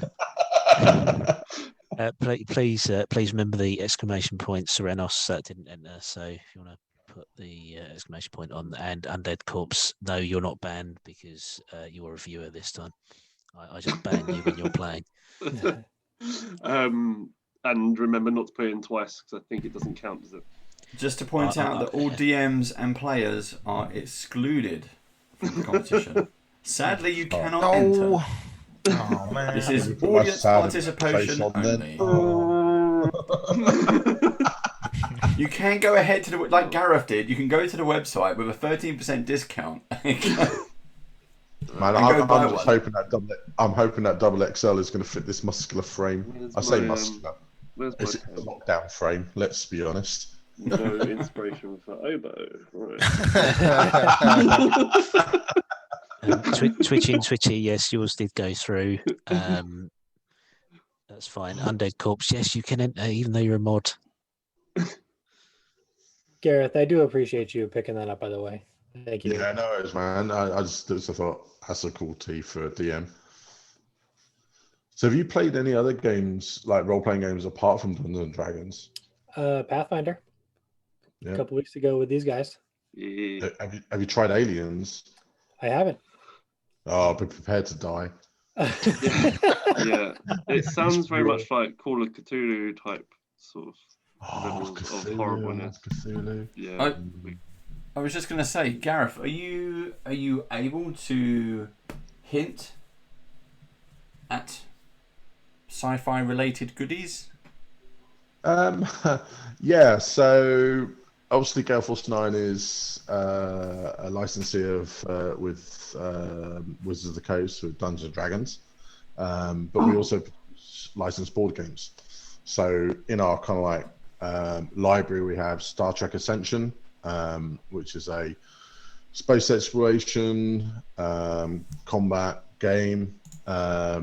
One of my favorites that we play, Tyrants of the Underdark, which is very much you are one of the princes of the Underdark trying to wrest control. But obviously, up and coming is Aliens, and it is licensed on the film. So you will be able to play Ripley, Apone, Hicks, Hudson, Vasquez. Anyone mistaking you for a man? Don't think so. Yeah. So because it's a license game of the actual film, the models represent the characters in the film. So the main game gives you 5 of the key Marines, and then the 2 expansions will bring you the Power Loader, the Queen, an amazing ripped in half Burke, not Burke, that's wrong. Bishop. It's lovely. Newt is my favourite character because she's standing there and she has the helmet on with a salute going, affirmative. So she is extra special. And then you've got the badass expansion, which brings you the other 5 Colonial Marines. So you can either play as bog standard Colonial Marines, run through the missions that you know from the film, or you flip the card over and you play as the characters from the film. So I think, Dave, what we probably need to do is do an unboxing. I'm not sure whether we can have to do a playthrough. Maybe we can. We can, because my Vorpal board Kickstarter should be turning up any day, any week now, which means we potentially could. Yeah. Yeah, that'd be awesome. I've, you know, privileged that I work for the company, so obviously I've seen a lot of the figures, and had a play test with them, do test fits and everything. The eggs are amazing. There's a face hugger, which is in the leap mode, but then it will also fit in the open egg as well. So that's like a conversion little I've done. So the asset packs brings you like consoles, the crates that you see in the Solarco. So it's a thematic horror survival game in a board game sense, and I think there's some really cool mechanics that will really appeal to those kind of players. It doesn't really, I can't really compare it to another game. All I can say is it's hard. It's not an easy game to win. You have to think and cooperate as a group of players, which I think as a cooperative board game is one of the key things. There was definitely a few players in my group that I won't be playing it with because they don't cooperate. So aliens will win all the time. I want this game. When's it out? When's it? So we had some technical hoo-has. So it was due out this month, but actually it's now coming out early December, so just in time for Christmas. Nice. So there's the core game, the two expansions, and then we've got some cool other things that we aren't quite ready to announce yet. But yeah, more about those when I'm allowed to talk about it. Yeah, fair enough. But I think if you play the Free League Publishing role-playing game, this is a easy way to pick up aliens, some really cool colonial marines, to put on your tabletop. And if you're a tabletop figure player, the boards again will represent Happy Hope. It's a game I've been waiting for a long time. I think Aliens is probably up there in my top 10 movies. Mm-hmm. Yep. It was definitely a film I grew up with. So I'm really excited to actually have the actual finished version so I can actually play it. So I've done so much play testing with it, and I've really enjoyed that process. And I just can't wait to get into the hands of people like yourselves who are fans of the film and the genre, to have a good go of it. So, Steve, are you able to run the competition Nightbot, please? It's twitchy. Oh! Congrats, Matt. Hey. Well done. If you can ping one of the moderators, actually, we've already got your email address, so don't worry about it. Twitchy won yesterday, didn't he? Yeah. Yeah. I have a real quick question. So to go back to the Gale Force 9 stuff, you said that you have some other things coming out, but do you have potentially a release date for the Icewind Dale DM screen? Because I got a few screens in my Amazon cart that I haven't pulled the trigger on yet because I'm waiting for that one. Soon. That's about right. That's what I figured. Yeah. You know how licensing stuff works. I know. So, the screen's great. As far as I know, it's been produced. We're just waiting for it to land with us. And then you've got the Icewind Dale figure range. So where we differ from like WizKids will produce a range of great figures that are your generics. Mm-hmm. So they'll do like the Ropers, the Knolls, the Gungs, and all that kind of stuff. What our license is that we'll do the cool stuff, the named characters, the big monsters. Yeah, you guys are the older brothers that everyone looks up to. Yeah, yeah, kind of. I think we kind of fit inside nicely with WizKids. I think WizKids have I've got a load of the WizKids stuff. They're a great range of miniatures just to fill your table. And I think, if you want Baphomet, well, our Baphomet is, well, I'm finishing it up at the moment. It's been my lockdown project, and I love the model. The sculpt's great. But then you've got the likes of Asurek, Razni, the Patry Goblins. For what we're playing at the moment, we do like we pull out what we can make a really cool iconic figure, rather than going, oh yeah, here's a Paladin number 5 and that kind of stuff. So everyone can win those pieces later on in our giveaway as well. So stay tuned for that shortly. Exactly, and even though it's Asurek the Leash Lord, he doesn't have to be Asurek the Leash Lord from Tomb of Annihilation. He could just be a really cool Leash Lord in anybody's campaign, whether it be a homebrew or something else that is more, a Wizard of the Coast campaign. Cool. Right, we're going to carry on with the adventure, and so for those that have been away for a drink, whatever you, the party have just found the forward operational base that is an early warning system for undead and whatnot from Fort Nyanzaru. But as you arrive at the base, you notice that it is empty, and I will just give you the battle map in just 2 seconds. So what happens is that although there's no one there, there is there's tents and a fire pit, and some rocky walls as a means of defences, and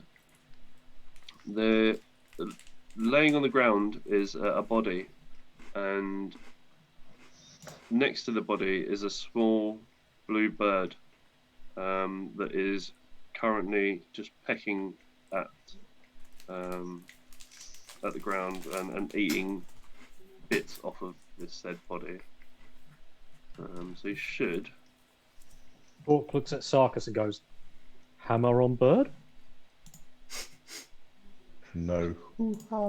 Can you guys see the? Yep. The map there? Yep. Cool.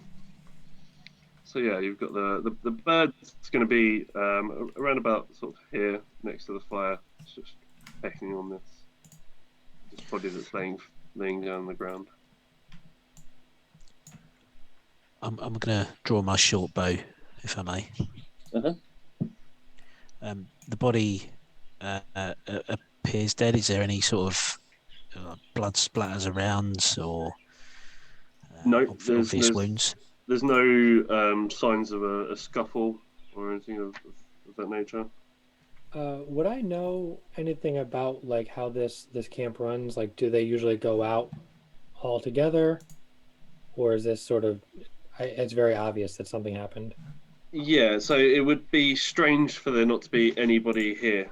You would have expected 2 to 3 people to still be at the camp. Okay. Can I hear anything nearby? Do a perception check for me. This.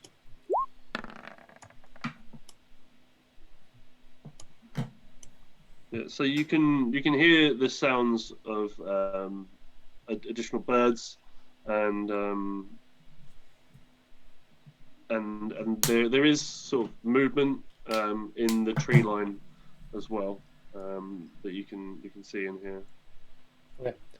Sorry, just Dave, can people watching see the dice roll, or should we call them out? No, they can see that one. We're on the battle map.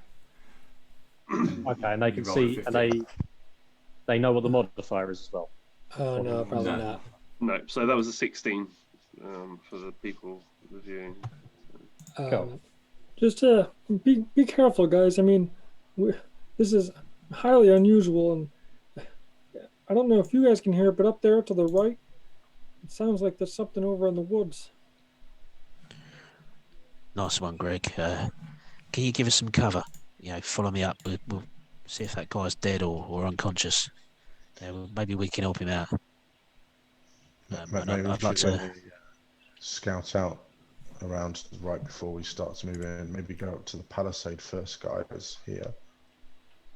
And I will scout out round to the right to see if I can find out where that noise is coming from. Yeah, I'll probably go with him. Just, at this point, you're welcome to move your tokens yourself to where you are wanting to go to. Okay. Cork will go roughly middle, up front.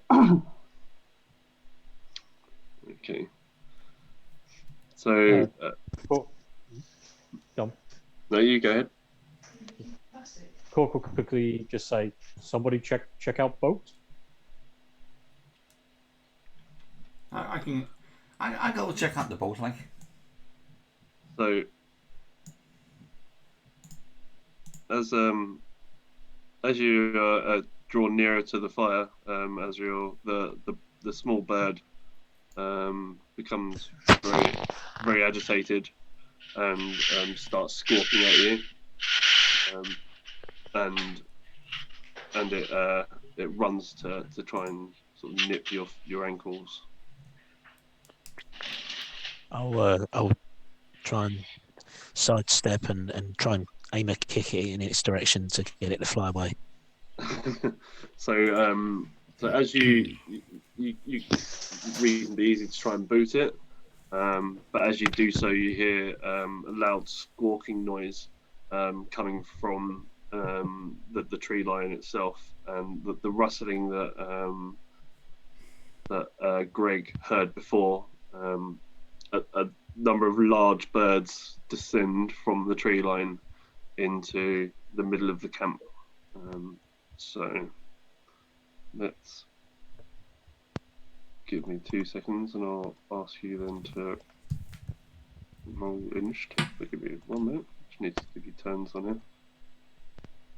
So, as a reminder for rolling initiative, once the tables come up, select your character on the battle map, and then roll initiative on your character sheet. It should automatically update. Yes. Are we doing that now? Sorry. Yeah, if you could now all roll for initiative for me, please. So I've just given you all turns so that.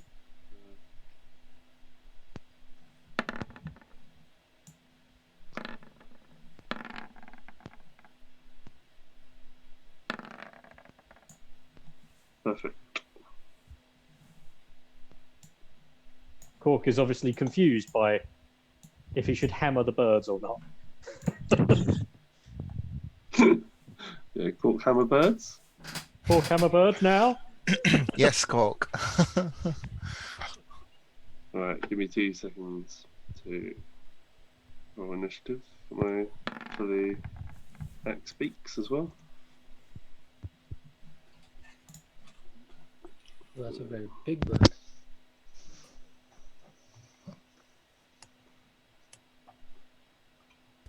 There we go. So,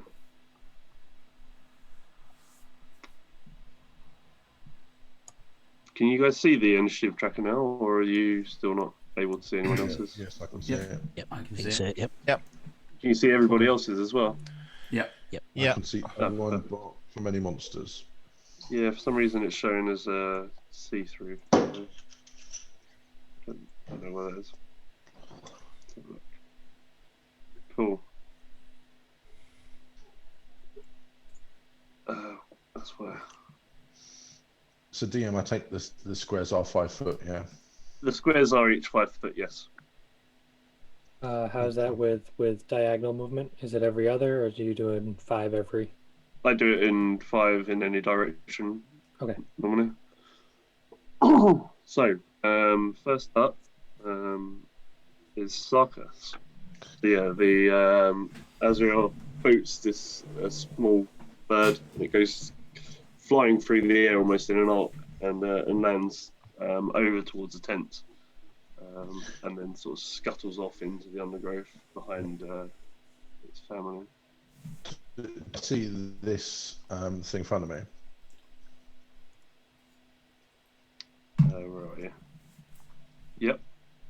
Cool. So I'm gonna rush forward with my long sword. Uh-huh.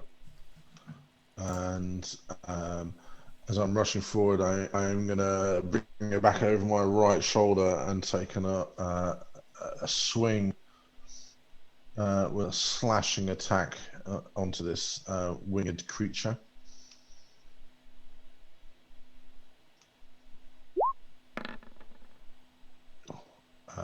Hitting on a 20 modified. Yep.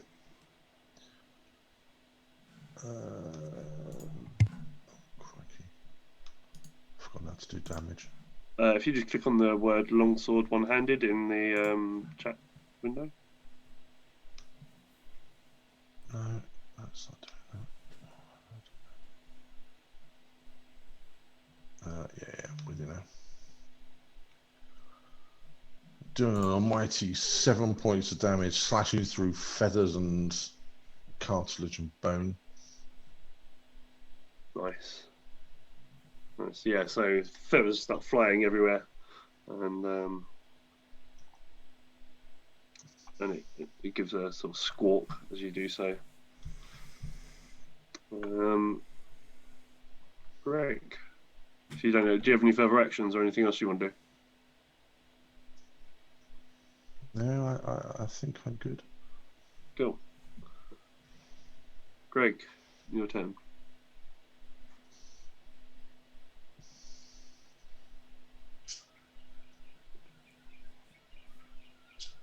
You're muted, Greg. Sure am. Excuse me. I would like to. Greg, come join me and attack this bird. That's exactly what I do. I have blooded it. So I would like to use my Goring Rush, which is maybe not, because I got to use a dash action. All right, screw it. I'm just gonna run up and swing twice with my Warhammers. So the first one is 22 to hit. Yep, hits. I'll just do the damage just in case.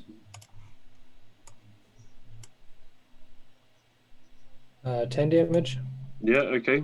So yeah, you smash your warhammer down on it, and it looks pretty crippled, but it's still kind of hobbling around. All right, so I'll hit it downwards, and then with my other one, like uppercut it just to slam it right in the face. And I'm using the dual wielder feat, so I can also add my mods to that. Cool. Yeah, that hits as well. Cool. Whoops, that can't be right. I think you're rolling the attack twice.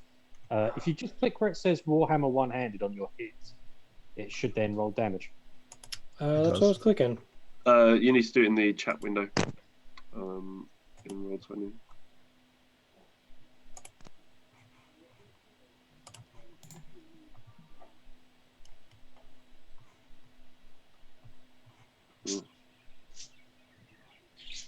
Okay, if you can manually roll dice. Do you know how to do that on Roll20? Yeah, I'm just gonna do it that way. Yeah. Sorry, everybody. That's right. Would you like me to re-roll that first one just in case? No, that's fine.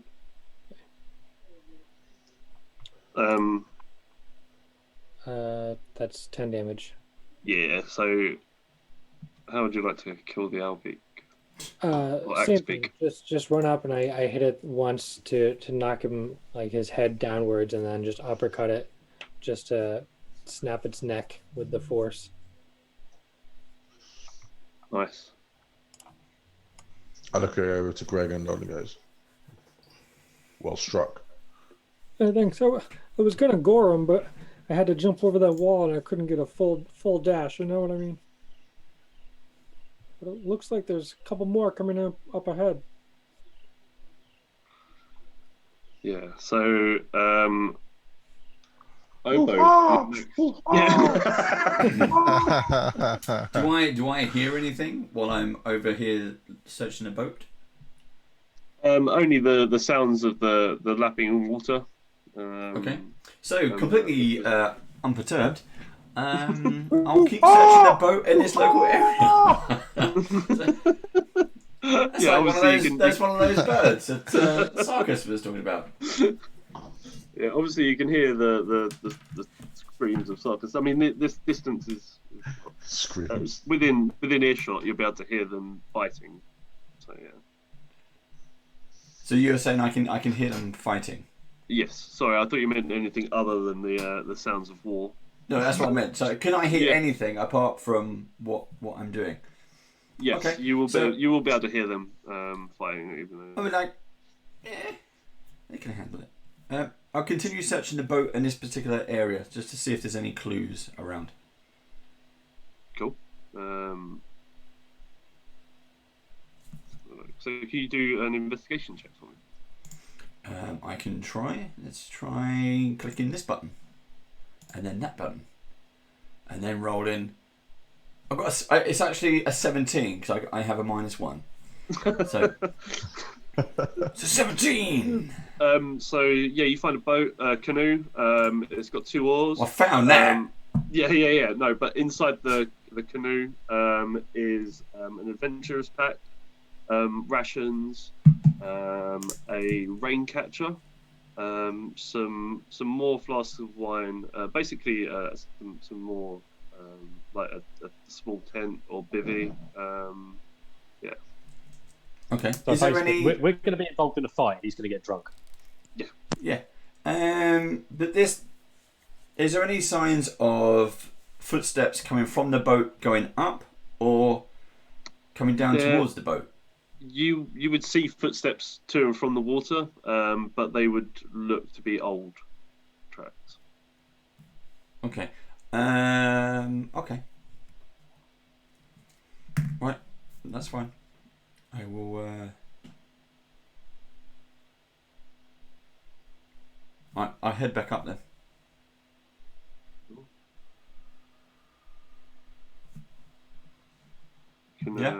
Yeah, you can do your own movement if you want to move in your turn as well. So 30 to there. Uh-huh. There you go. Done. Perfect.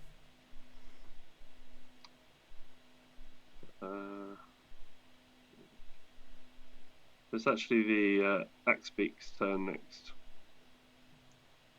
You got 13. I don't know why it's not showing it, but yes. So the first Axebeak is going to.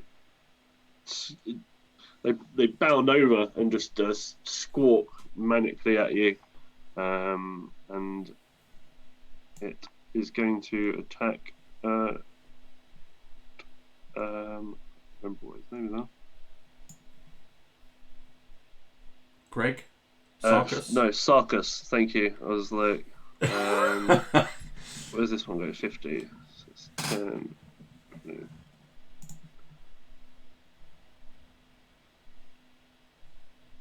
30, 40. And so the other one is going to attack at Azrael. So the first one is going to try and swipe it, Sarkis, with his beak. Oh, it's rolling its damage at the same time. So does a 10 hit you? I'm assuming not. I managed to sway and duck out of his snapping beak as he misses his attacks. And then I'll take the left one. A 5 also misses. So yeah, bounding over to Azrael, it just manages to. You manage to duck out of the way as its beak comes crashing past you. I take a step back, affronted at the whatever it is. It's an axe beak. Seamus, you're up. Excellent. So I'll Seamus will run up to this one here, gripping his quarterstaff with 2 hands and just swing wildly at the axe beak. So that one. Oh.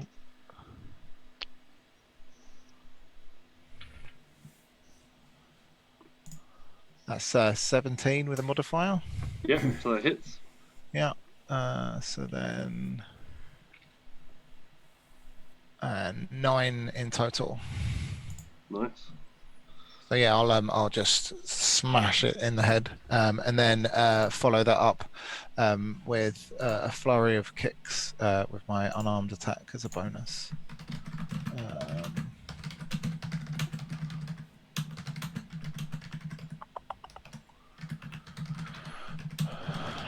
That'll hit,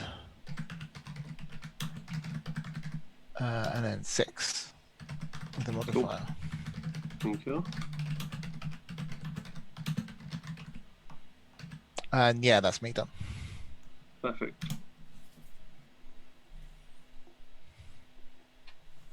Can you how would you have hit the creature? What's happened when you're trying to attack them? So yeah, so I'll have come in with my two-handed thing, and I'll have smashed it round in the face. And then as my staff went down, I'd have used that as a leverage to just pummel it again in the well, not in the face this time because I'm only small. But yeah, in the legs. Why not with a mash of kicks? Nice. And Azrael, your turn. So that one's still alive in front of me, yeah? It is, yes. So it's still squawking and flailing around, just trying to lash out at yourself. Okay, so I'm going to not release me, but I'm not going to drop the bow. I'm just going to drop my hand down to my side while still holding the arrow that was knocked to it, and I'm going to slash out with my claws at the beast in front of me, please. Trying to slash it in the face if I can. Cool. Hopefully. We'll see what the dice says. That's a 19 to hit. Yeah, hit. Nice. So let's make some feathers fly around. Right, so that is an almighty 5 points of damage. Nice. How do you want to do this? I would like to grab it by its scrawny beak and then just try and headless chicken it so it carries on running around the campfire. So yeah, as you sort of rip its head off almost, it does do that whole thing where a chicken carries on running for a good couple of minutes before it finally falls down dead. And then, because I'm a speedy little bugger, I'm gonna move and try and get up on this wall and box here for a bit of an elevation. See if I can spot any more coming from anywhere out of the forest. Try and give us some cover. Yes, certainly. That's my go over. Cool. So I will let you know as you climb up there. You do see additional axe beaks appearing from the south in this area over here. I'm going to show you. And whilst I'm doing that, Cork, it's your turn.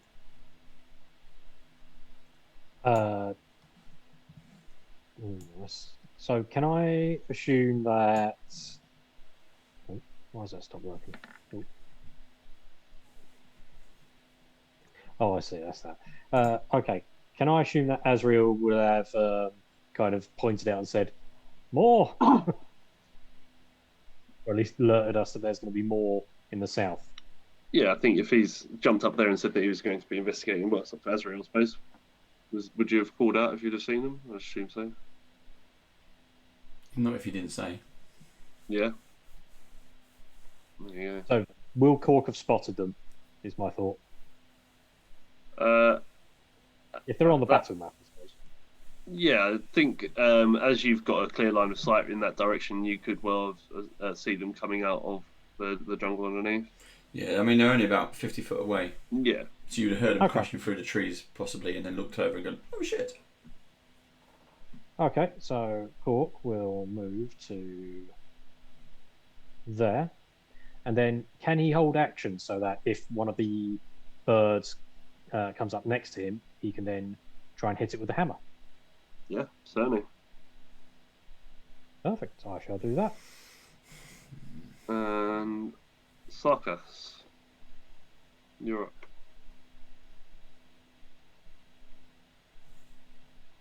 Sarkas, you there? Cooey! Hello. I think Oh, Sarkis he's gone. will hold Hold his an action. Sorry, I didn't realise that he wasn't actually there. So, Axe Beak's turn. I will, as he's not there, I'll get the first Axe Beak to attack Greg. Does a 12 hit you? It does not. As he goes to bite, he sinks his beak into the chainmail armor that I have on. Not finding any purchase. So the other Axe Beaks are going to move up, one to Azrael and the other to Cork. So Cork, you can use do your readied action. Cool. Does that change my order in the initiative, or am I just sticking how I am? No, just roll it as you are. Let's try to hit him. There we go. So this is +5, so that's 22. Nice one, Cork. Nice. And Cork smash! for a total of 8 damage. Nice. How do you? What do you do when you hit him? So Cork's basically there, holding the maul, and as it comes by, he just goes "Argh!" and just goes straight for the core of the big old bird. Right in the solar plexus. With a resounding crack and a thud. You can hear it's like ribs starting to like break as you do so. He lets out a battle cry as it does. It goes, "Ah!" Cool. And the Axe Beak swipes back at you as you hear. Ow. 23, I'm assuming, hits. Yeah, that'll probably do something. For 3 damage. Cool. So yeah, as you smash it, it at the same time manages to just sort of swipe you with its beak. And the other Axe Beak that's running towards Azrael sort of leaps up and again just sinks its axe beak into your shoulder and just sort of slashes down the side of you for 4 damage.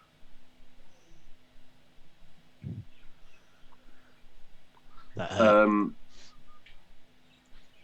Yeah, sorry. That hurt. Yeah.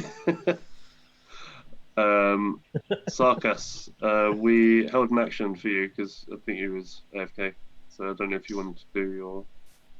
I will change my grip to a two-handed strike and thrust my longsword into the axe beak that's in front of me.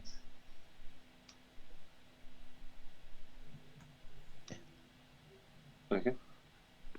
Hell That's a yeah. Natural 20. With a Nice. crit. First crit of the evening. Doing 9 points of damage. Nice. As my sword thrusts in, as his wing flapped up, I thrust into hopefully striking into his heart, killing him. Hopefully. Unfortunately, for 9 points of damage, did you say? Yeah. You stab him in the chest, and you can feel the sword sort of grating between bones and whatnot. And the bird does seem to, its like left like wing seems to come all like limp, but unfortunately you don't manage to reach the heart or find its heart. Perhaps the animal's makeup. I look across at Gregory and go, "Finish him. He's close to the end." You got it. So yeah, it is Greg's turn. So finish him. Kill. 18. 18 does hit. I'm gonna go ahead and roll the second one just to see if that hits as well, because I have a flavor idea. 15 hits? Yes, 15 also hits. Cool. So +6.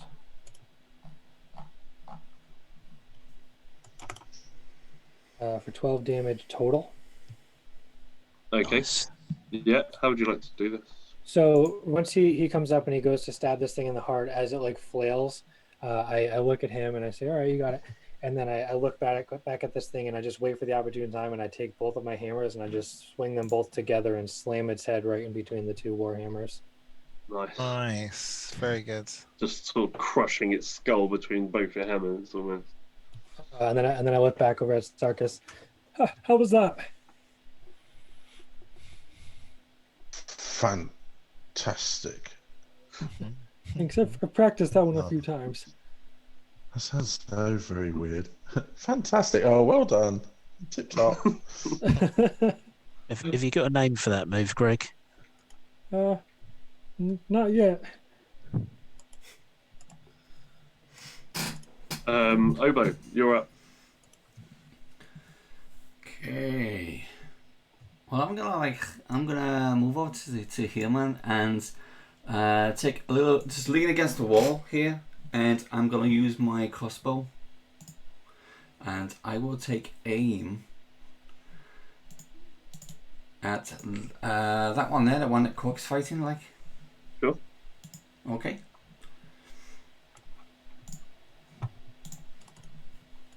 Oh, and I hit Cork. No, you actually do hit the axe beak. Hey! Yeah. Boom, boom, boom. 5 points of damage. Oh. As I shoot. So yeah, you managed to hit the bird. Yeah, again, feathers go flying everywhere. But he is still standing. Yeah, again, lets out a squawk as the arrow sinks into his side.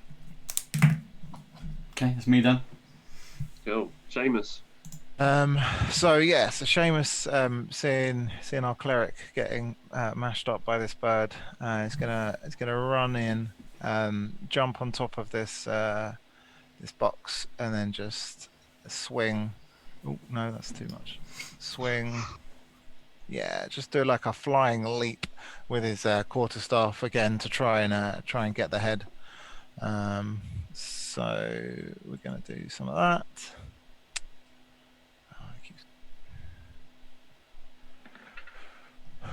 So that's 14 in total. Yeah, 14 hits. Cool.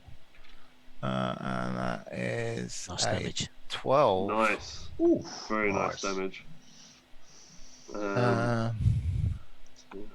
Is he still all right? So he's still, yeah. So I swing on his head again this time, but this time it's more of a downward motion, and then as I'm flying through the air into it again, I'll just pummel his or try to pummel the bird's body with my feet on my way down.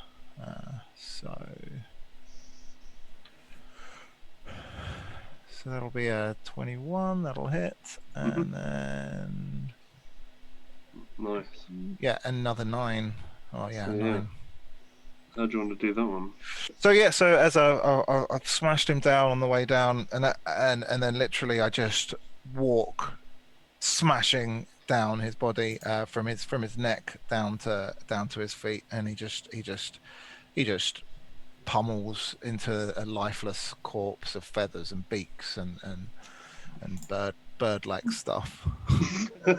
Yeah, so you're just like stamping on him, Yeah, and bits of feathers are flying Just go, everywhere. "Pah, pah," that's right. It's this Just viscera, tiny, just it's this tiny little halfling. Just almost Stomps gets his and way through a bird. stomps his way through. Yeah, that's it. That's right. Sure. Cool. And Azrael. So I look down in my hand and I stop about to use the improvised weapon that I was going to use, which was the axe head of the previous bird I just decapitated. I was going to try and smack him with the axe beak from the other one. Drop that on the floor, look over at Seamus, and give me a little nod of thanks. And then I'll raise my short bow and shoot at the one that's taking Cork, please. Cool.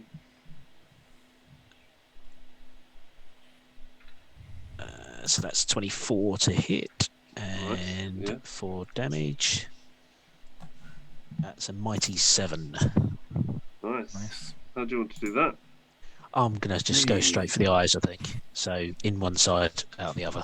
Yeah. So you you're standing side onto the bird, and it will just literally go straight for its head, and you just Cork just basically sees this arrow just appear, almost in front of him as this axe beak sort of sways backwards and forwards, and then just falls over dead on the ground.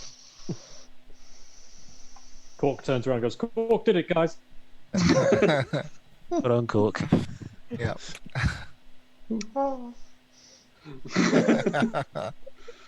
So, yeah, the jungle, the rustling in the forest has now died away. You don't hear anything further from the edges of the forest. Just the lapping of the waves on the edge of the river. I've not seen one of these birds before, so I'm going to examine the corpse and see if I can glean any information, like any knowledge out of what they are. Are they just a bird, or are they like a construct of a bird, or? So yeah, an axe beak is a large flightless bird, almost like a ostrich, but with a large, obviously, they clues in the title, axe-like beak, and yeah, do I think beak might be you? Is it massive? And beak. Is everyone else Oh, breaking up? Or... Yeah. We seem to be losing Sarkis. Yeah, I'd assume that what he's asking is how big is the beak? Yeah, can it be used as a weapon? We have lost Sarkis. It's like an axe head. So yeah, you could in effect take the beak off if you were thinking of that, and attach it to maybe a stick or something. So Sarkis is back, but everyone's swapped chairs. Yeah. And Sarkis, you're muted on Zoom as well. Yeah. So if your plan was to make the bird's head into an axe, you could do so. How long the longevity of using that as a weapon would be, you'd need to find out. Yeah. Remains to be seen. Yeah, I think I'll get my dagger and try and carve the beak out from the. Yeah, I'll just take one of them. You know. Yeah, you'd probably want to take the skull and then deal with that at another point in time. Yeah. Okay, it's slightly more complicated than what I thought. Right. Yeah, one of Dave. Cut the head off and like, I'll hand that to Greg and go, so if you could carry that fine man, that'd be amazing. Thank you. Cork has hand axes. They're fun. And just hand the axe head to Greg. Here you go. You can carry this. Oh, thank you. Does books say if birds are edible? The book. Open up the book. See if I can find axe head. Are they edible? Yes. Yes, it is. Yeah. So the book would say that an axe beak is a tall, flightless bird with strong legs, a heavy wedge-shaped beak. It's got a very nasty disposition and tends to attack any unfamiliar creatures that wander too close to it. So I hear the breast meat is especially delicious, but the legs, because it's so tough from their walking, will need some tenderizing cooking, Cork. Cork gets to work with the hammer.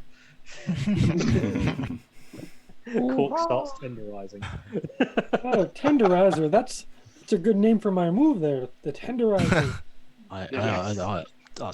I'll second that one. That's an excellent name, the tenderizer. That's an inspiring name. Right. So if you guys wanted to have a nosy around the camp, you're all welcome to do so. Yeah. We'll start cooking. I take it the fire is still going. The fire is not lit at this point in time. All right. Cork has a tinderbox. He will start the fire and try. Guys, I found a boat. Like, there's a boat down by the water. And it's got loads of gear inside. Do we need any extras? Is it our gear? It's not our gear, no. Yes, maybe now.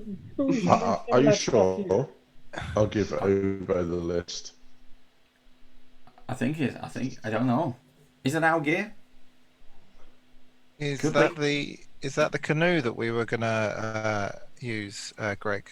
Is that the canoe that Wakanda was talking about? Is it? Yes, it would be the Okay. sick canoe. Oh yeah, I think so. It's lucky I tied it off then. It is lucky. Well done, Arbo. Cork You're a great guide. Cork raises his head from him bashing bird meat and says, "What happened to the people here? Anybody find them? Anybody track?" So yeah, whilst we're talking about this, Seamus has gone over to that tent to have a look and see what's inside. I will check out the guy by the campfire, but I assume he is dead. Is that correct? Yeah. So the gentleman that's standing at the campfire has died, and you notice that he's actually got loads of axe beak cuts all over the front of him, and his head's pretty much split in two. Oof. Nasty. Can we tell if he's part of the group that was here, or is he just like a wandering traveller? You can tell from his garments that he would have been a member of the Port Nyanzaru guards and such. They don't wear any like mail or any sort of armor as such. It's just like loose fitting clothes because of the hot area. Would he have had a shield? If you have a look through the items, I'm sure you can find a basic wooden shield if he was needing one. They won't have any steel or anything like that. So. Cork will pick up a shield if he's happens to have one there. Seamus, from searching inside this tent here, you find a small pouch containing 2 gemstones, which are worth 25 gold pieces each. Ooh. Got to get that gold. Yes. I'll have a wander in the tent that I was having a look into, see if there's anything useful for the group. Into this one, there is the only thing you find is a small ivory engraved pipe. Can we oh, sorry. I'll add that into my backpack. Small engraved pipe.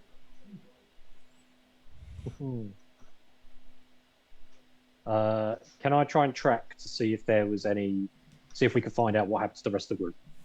Yes, certainly. What would you like me to roll? A survival check. That is actually very handy.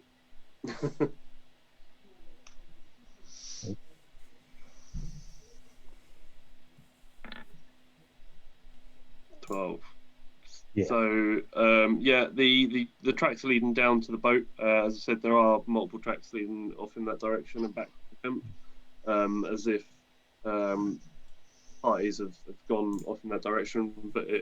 But they are old.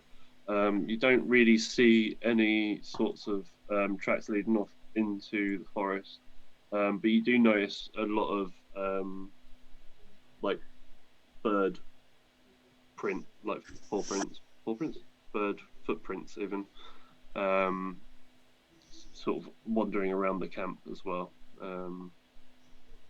But yeah, there's no signs of anyone traveling off in this direction.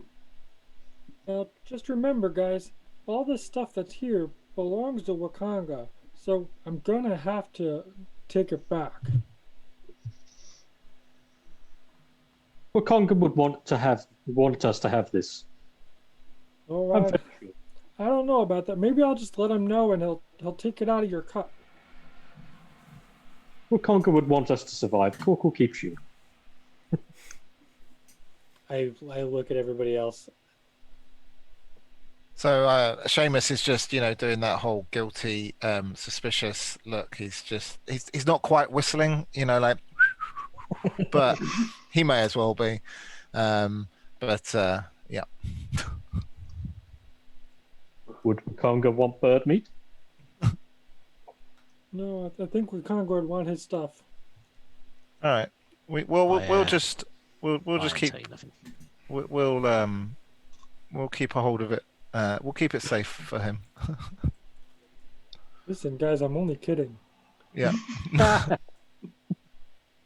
These guys are totally dead. And I won't even tell Ganga. Thank you, Greg. Appreciate it. Would you like anything? Oh no, of course not. I Okay. just got all the cider I need back home. Good. All right. Orc points a tenderized bird leg at Greg and goes, "Want food?" Not right now. I'm a vegetarian. What is it with vegetarians on islands? It's a large vegetarian population in Chult. Yeah. Yeah, all the rest Okay. eat undead. They're the meat eaters. Ah. So, yeah. Okay. So this boat that you found, Obo, is that the one that we're supposed to be meeting? Yeah, that's the one we're supposed to get down this river on.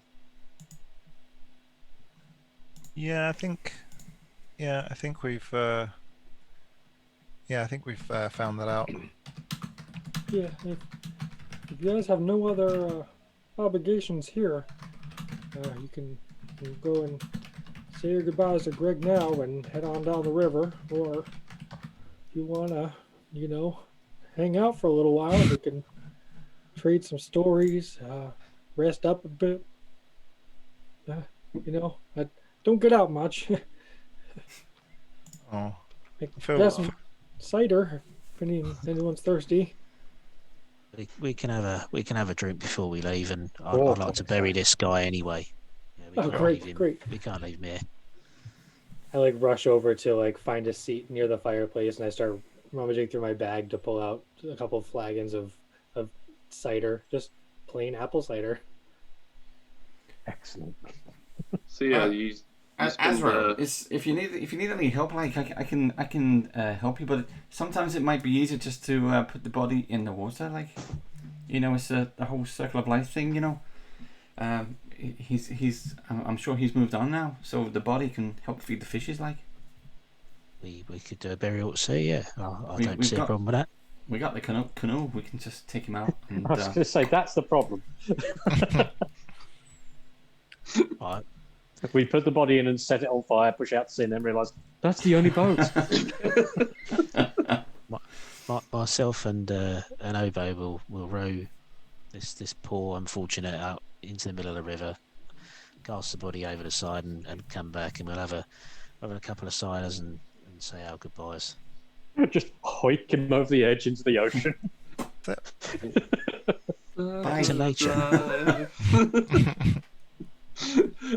So yeah, you can obviously give the gentleman a burial at sea.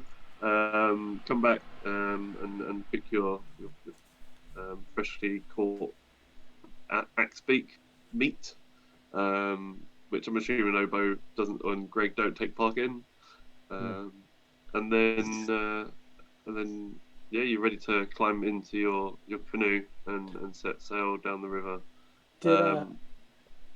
Did you guys do anything to the body when you threw it in the water, or did you just toss it overboard and hope it sank? We weighted it down with some rocks, and I said a few words. Okay. It wasn't a literal. It was Right. in the distance, you just see the body just floating at the top of the water. I'm going to start whacking it with a paddle. Get down! Oh. Eventually, a Mephazite crocodile comes up and Yeah. Yeah. As you are climbing into the canoe, that pitter patter of rain starts to get a little bit heavier. Nothing untoward, just enough to almost start soaking you through a little bit. I'm sat on the prow of the boat, scanning the shoreline to see if I can see anything that may be of an interest, or possibly an adversary to us. Cool. Have you got your arms spread wide and I'll accompany us? We go down the river, Yeah. a little flute solo.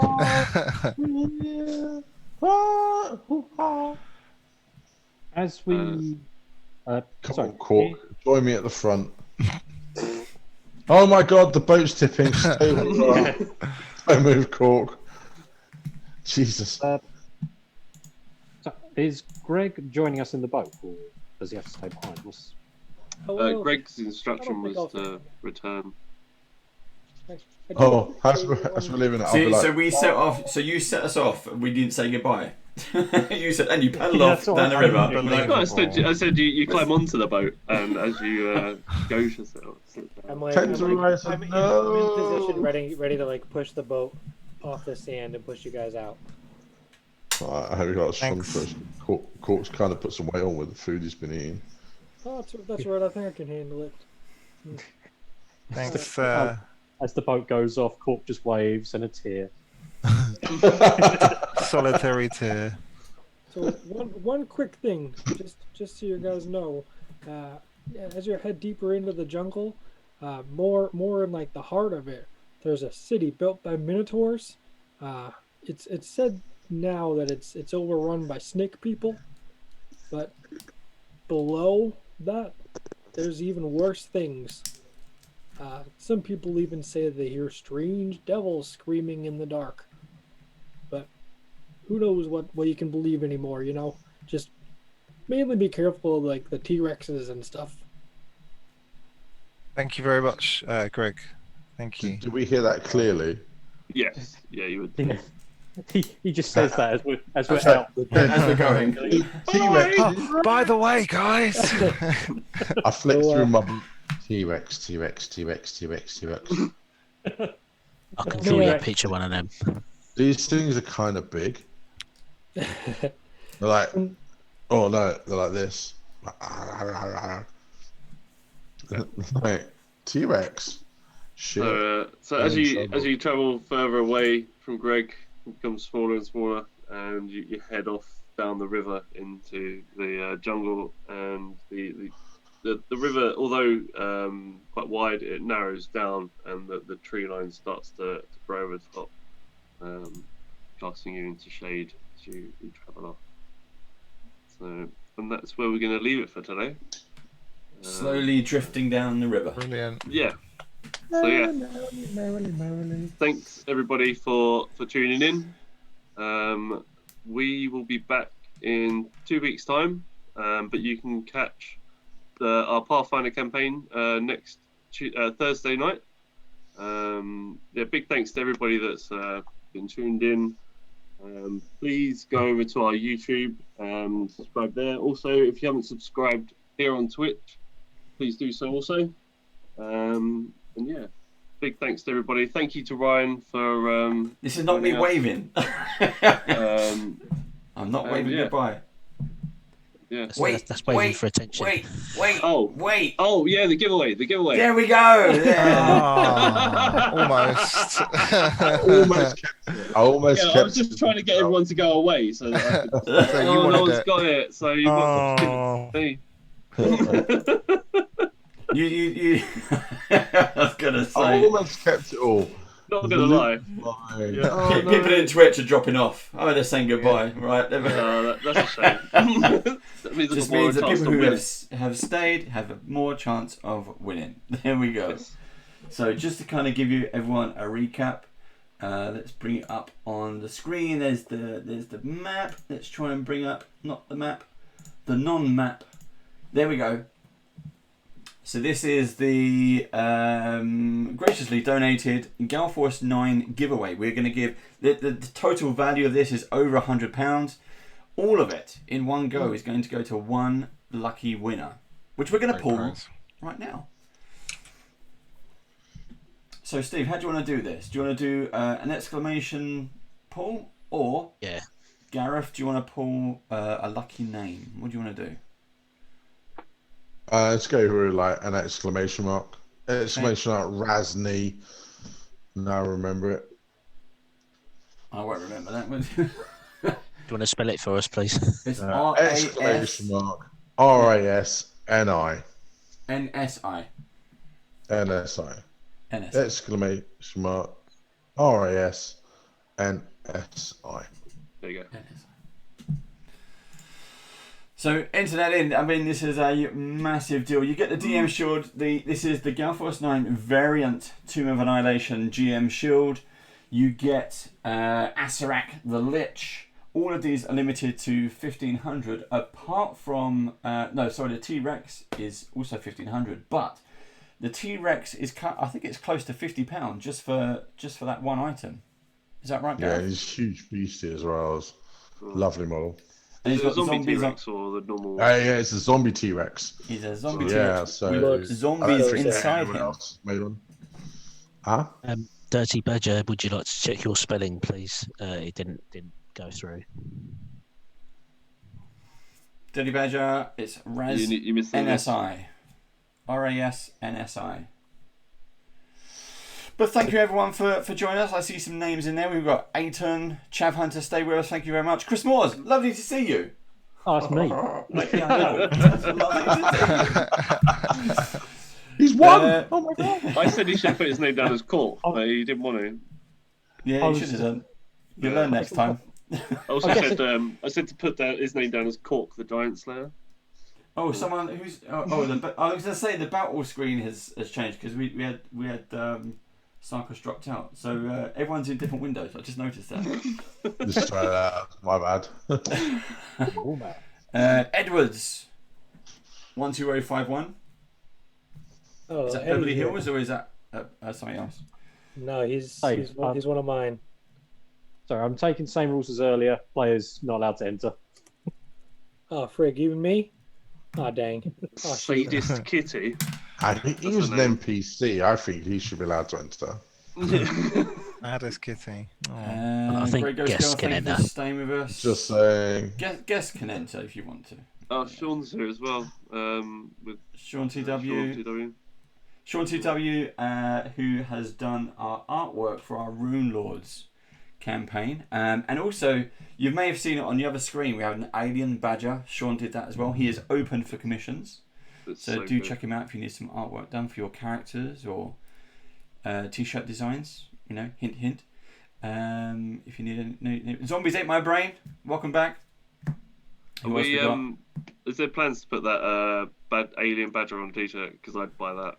We Oh, yeah, hell yeah. will have a chat about that, won't we? Yeah. I'll be on it like Donkey Kong. Car bonnet. V and K, thank you for joining us. Tashenti, thank you for joining us. Thickor, I think that's how you say it. Thank you for joining us. Twitch and Witchy. Yeah. You can't pronounce that last one. The Virgo. Yeah. We know who that is. We know who that is. Matt, you won earlier. Princess League. Hello. Mara Romano. There you go. Got there eventually. I've only had a couple of It's days. like an Arachnocontra. Yeah. Thanks. That's all right. You're welcome. You're welcome. Oh, here's a rumour I can't pronounce.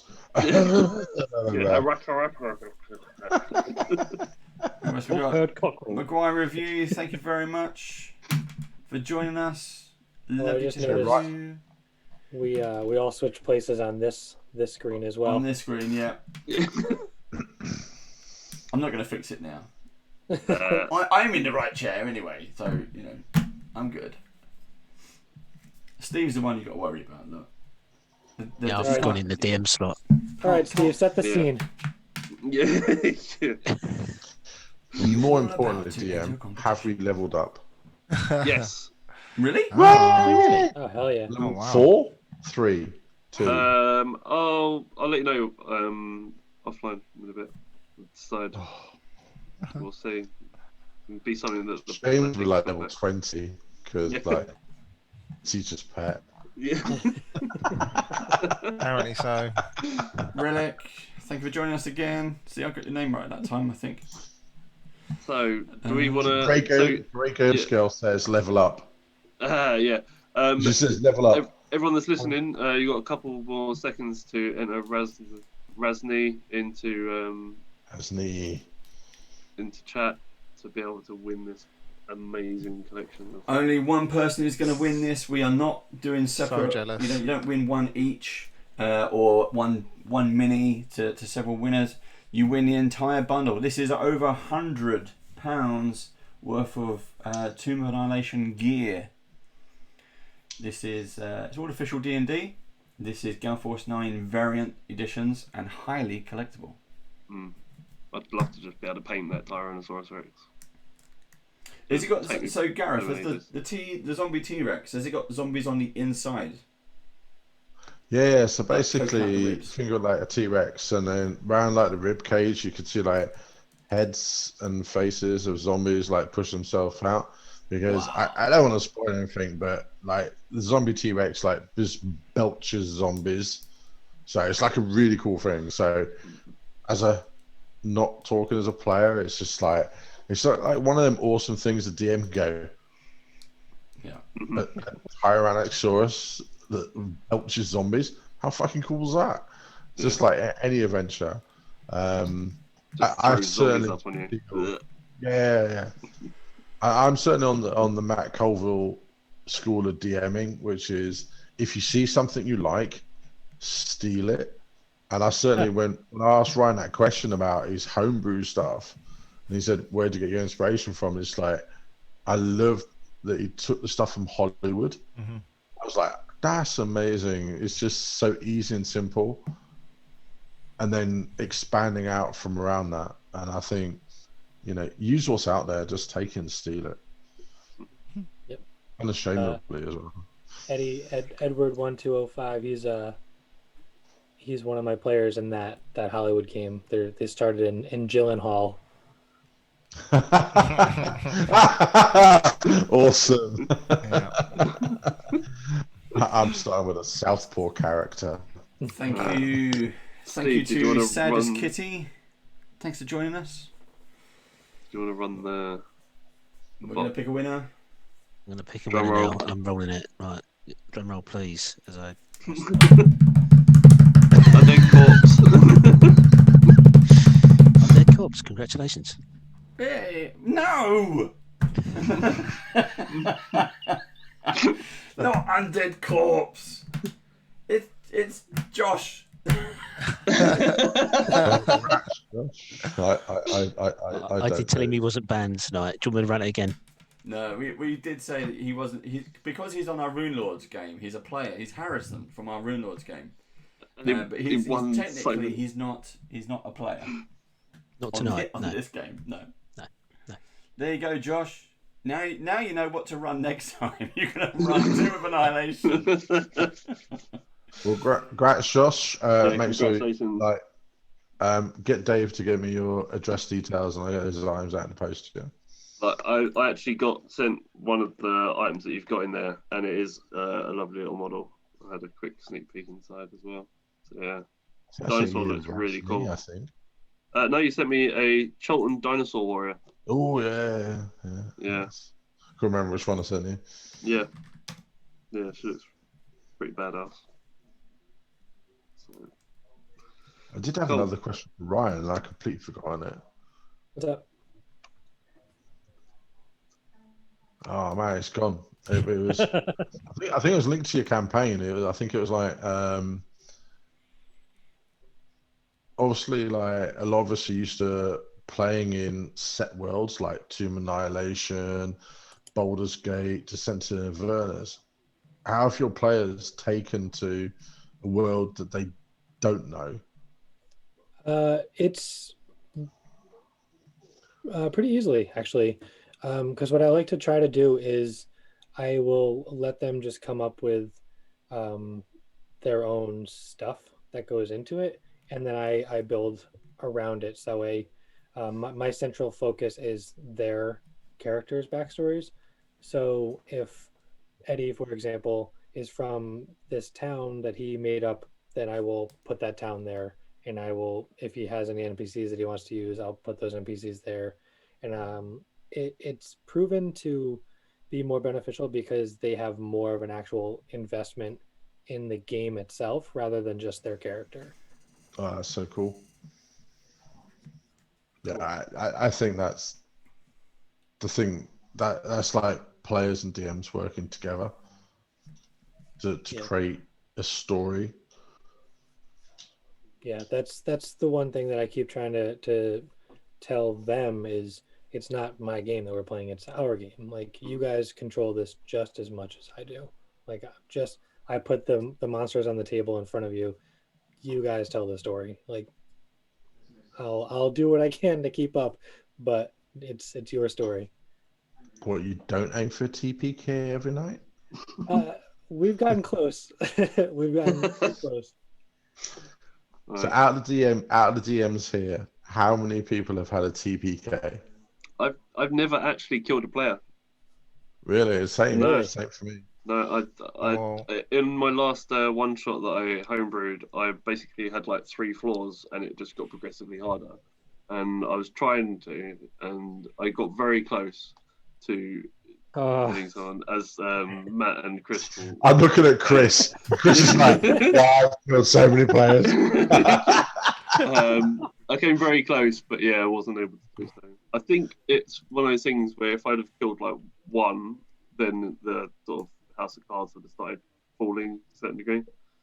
But yeah, no. Come on, Chris, own up. There's been a few times where Cork's been near. So Cork is a character I've carried over from other campaigns, and I have no idea what the timeline is for Cork. I don't know if it's the same Cork throughout every campaign or a different one entirely.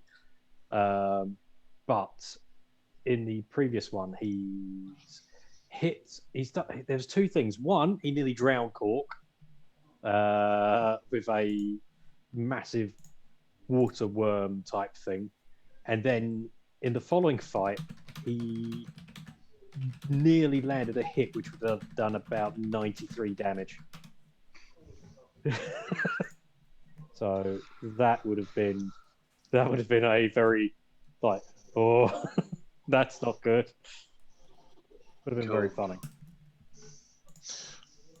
I'm pretty certain Steve's killed players. You're muted, Steve.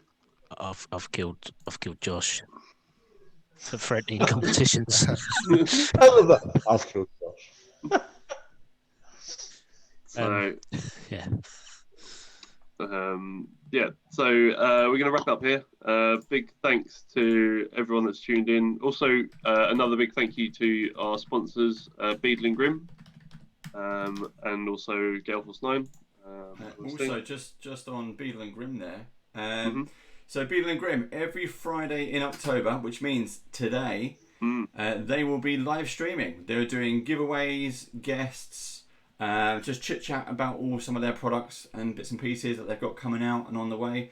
So for us in the UK, that's going to be 1 a.m. So if you want to hang around, some of us will be hanging around to go. We're going to have some more drinks, and we'll go be joining them in live chat. But that's an hour from now if you're in the UK. If you're in the US, it's still an hour from now. It's just not going to be 1 a.m. for you. So 5 hours for you. How time works.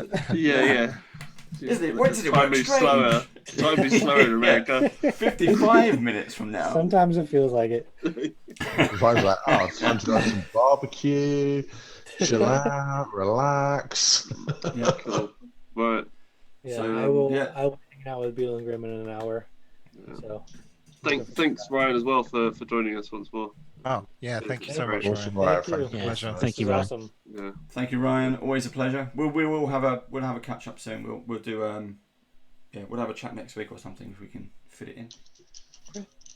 Cool. All right. Don't want to say bye. Bye. Take care. Bye. See you in 2 weeks. We'll keep waving till you say it's gone. We've got I'll just keep it on. I don't have to push this button. I can stay here. I'm here till 1 anyway. So you know. Oh God, it's not going to end. Oh God. That's why the break. Take on me. Right. So see you. Yeah, see you next week. Ta-da. Bye. See you guys. Peace. Bye.